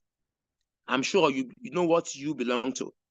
This is a way to test if the esoteric or the psychological aspect of this eclipse is real, whether it's going to work. Because I'm going to tell you which aspect of your life is in for shake-up. Eclipses, they enforce change. That's what they bring. Lunar eclipse, the change is from outside. Something you don't have control over will happen that will shake that area of your life. That is lunar eclipse. Solar eclipse now is from within. Actions that you can take that are most likely to yield profit. If you sow the seed in the next 2 weeks, the power of this eclipse will be dominant for the next 2 weeks, starting from today. So you can take advantage of it and also see whether it works. I'm telling you, you'll be amazed if you are very observant. Now, let me start from Taurus. The eclipse falls in Aries, actually, but Taurus is the 12th house from Aries. So if you are Taurus, it falls in your 12th house of spirituality and meditation. So you can expect to be having all kinds of spiritual encounters, deja vus, dreams, visions. And these are the areas that you are most likely to be successful if you pay attention. And if you sow some seeds, maybe you study more or you practice prayer more or spirituality. This is where also religion comes into it, where you can expand your knowledge in that area. So if you are Taurus, that's an experiment for you to perform or to test out. Gemini, it falls in your 11th house of social networks and friends. Don't be surprised if new people are coming into your life now, wanting to be your friends. And you are encouraged to welcome them, because friendships that begin during this period are likely to be beneficial and also to last for a long time, possibly forever. Cancer, that's your 10th house of career and fame, visibility, recognition in life. Something you've been doing for a long time that is not bringing you attention. All of a sudden, you begin to get recognition, invitation, advancement, perhaps even profit if you turn it into a business. So that is for you, Cancer. Leo is your 9th house of international people, foreign people, people from abroad, people far from you. You may begin to hear from people from abroad who you haven't heard from in a long time. And you should take advantage of that reconnection or reunions, because they are likely to be profitable and to also be long-lasting, to be durable. Virgo, your 8th house of shared resources. Resources you share with people, especially the money you didn't work for, such as inheritance and also lottery. So if you are a Virgo, if you don't play the lottery normally, this is your time. I will say, try your luck, because the heavens seem to be favoring that aspect of your life, So next one is Libra, the 7th house of partnership and marriage. So maybe you've been single for a long time and it is your desire to be married or to enter into a partnership, business partnership. The skies, the stars are saying that this is your time to start sowing the seeds of intention. Sorry, my eyes, my face is not strong. Anyway, you don't need to see my face because I'm not well dressed. So next one is Scorpio. That is after Libra. I've done Libra, right? So Scorpio, that is your 6th house of daily work and routine. It's also your house of health. So this is a time to begin a new health regime. Something you've been wanting to do, maybe weight loss or some discipline in an area of your health that you've been postponing, or you want to stop smoking, or you want to break some habits, or you want to improve your knowledge about your health and your work life. You've been looking for work for a long time. Nothing seems to be working. The stars are suggesting that you have, in the next 14 days, your luck in that area may be heightened. So why not take a chance and send that resume out again, or update your resume? And the doors you've knocked at before that were closed, who knows? The heavens are saying maybe with little or no effort now, they may be opening, at your beckoning. Next one is Sagittarius, your 5th house of romance and creativity and fun. So this is a time when suddenly you become more charming, more attractive to the opposite sex. Also, it's a time when it's a house of children. It's a time when you are more likely, if you are still at the childbearing age, if you're a woman, you are most likely to be fertile for pregnancy. It's also a time for your creativity to rise. You just begin to have ideas, creative ideas that can turn into business or that can make you a hero. Just like that. So keep a diary as the ideas are coming. The ideas are likely to come middle of the night. So keep a diary and a pen at your bedside and write them down. When you wake up, review them, revisit them, and who knows, your luck. It's also house of luck. Again, almost like the Virgo of shared resources. It's your house of luck where you are just lucky. People are turned down. They are applying for something. They are turning people down. When you get there for no reason that can be explained, they just welcome you with open arms, and it's like it's your lucky day. So that's for you if you are Sagittarius. Capricorn is your 4th house of family and your living residence, where you're living. You've been looking for accommodation that is better, or maybe you want to do real estate, you want to buy a property. You've not been so lucky. This is the time when your luck is likely to shine if you sow the seeds of intention between now and the next 14 days. So it's your house of family and home. Home in the sense of the physical sense of where you live. You know, it's a time when people just want to welcome you to come and live with them. And it's going to be a beautiful accommodation as well. Aquarius is your 3rd house of your neighbors and short distance travel.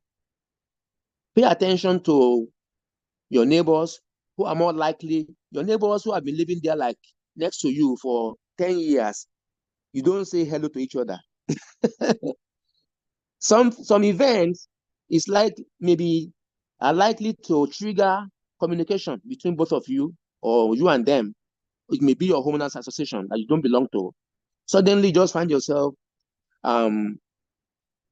receiving invitations from your neighborhood.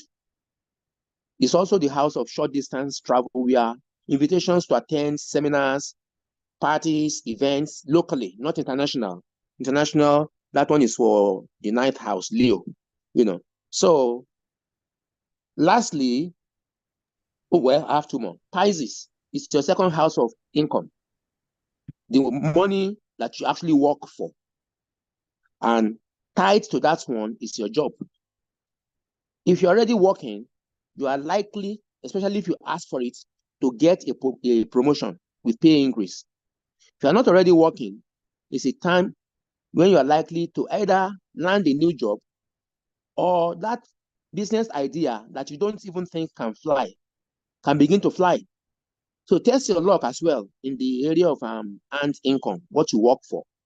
Finally, Aries. It happened in your house, your 1st house, the solar eclipse. It's going to shake you. It's going to bring out a new you. You suddenly begin to feel different and to think different. Don't resist it. Go for it. New ideas. Also, your image is likely to change. You start dressing different.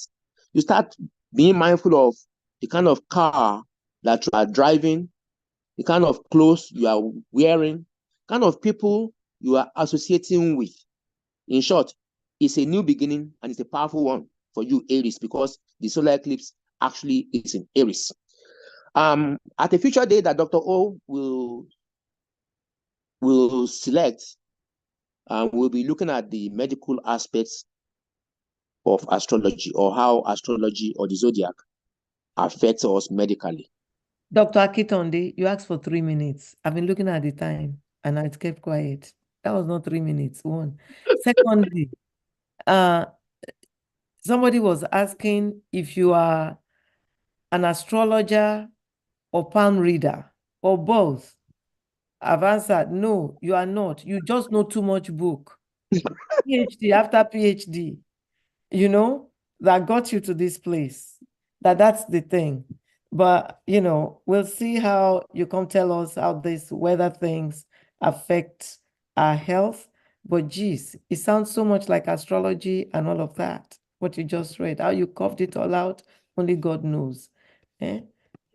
When book is too much, God help us.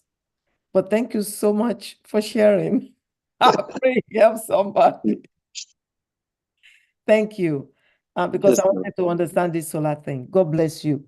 Sister Bimbola Adefeso, I'm going to yield the floor to you to end this tonight. Can you please unmute? You must think I didn't see your hand. Kindly unmute. Sister Bolanle Adefeso, thank you. Good evening, Dr. O. Good evening, brothers and sisters. Good evening. Welcome. Thank you very much for all we have learned on this platform tonight. I really thank you very much. And I want to let you know that I have a very good friend who is 82 years old, and has a sickle cell disease. Wow. Yes. Wow. She's a nurse. She's a trained nurse. And she actually knows how to manage herself. I think somebody has talked about not eating anything sugary and all that. And I observed that in her for a long time. And I had to ask her, why don't you take anything sugary? Even birthday cakes, she wouldn't touch it. She would just take a pinch and just put a little on her tongue and pray for the person, and nothing sweet. She said as a child, she observed that when the mother gave them candies and sweet things, everybody took, but she was the only one who was ill after taking peppermint and so on, and she learned not to take anything sweet because it made her sick since she was a child. And she has a big garden, and she planted a lot of vegetables. She eats a lot of vegetables. I mean, doctors have spoken about that, you know. I think Dr. Onifade, eating a lot of vegetables. She eats a lot of vegetables, a lot of efirin, and she makes ginger tea, garlic tea, and so on. And these are things she lives on. She is so strong. She actually tries to control her weight. And if you look at her, she doesn't look jaundiced, and she doesn't have crisis. So one can actually, God being on her side, manage to help yourself to some extent to manage sickle cell disease. If you are ready to pay the price is you don't eat anyhow. You know exactly what to eat, what is good for your body, and then you live on those. She takes a lot of salads. She lives on salads and a little protein. That's it. And then she lives on things like ginger, garlic, and some other things like that. So this is just what I want to share. She's 82 years old now. She's my good friend, and she's bubbling with life. She has 4 children. The 4 of them are AS. God is on her side. She is SS. Her husband, who passed on about 4 years ago at 84, was AA. So all the 4 children are AS. Yeah. And because she's a nurse, she knew about this. She told them, before you go into any deep friendship, find out their genotype. Find out the genotype of your friend before you go into any deep relationship. And we thank God, so far so good. All our children are married to AA spouses. Praise God. So this is good news. Thank God. Thank you so much for sharing. That is important, but it's not just for sickle cell. I think the way she eats is important for us all to have lifestyle change to eat like that, because it spans different disease entities. Eating right is just important. Thank you so much for sharing. You know, I said, I'm bringing you up to close this out. So, and you know, you did fantastic doing that. Thank you very much, Dr. O. Appreciate you. And till we meet next week, please, everyone stay safe. I've been very excited about tonight. My baby presented, you know, and thank you for coming and making it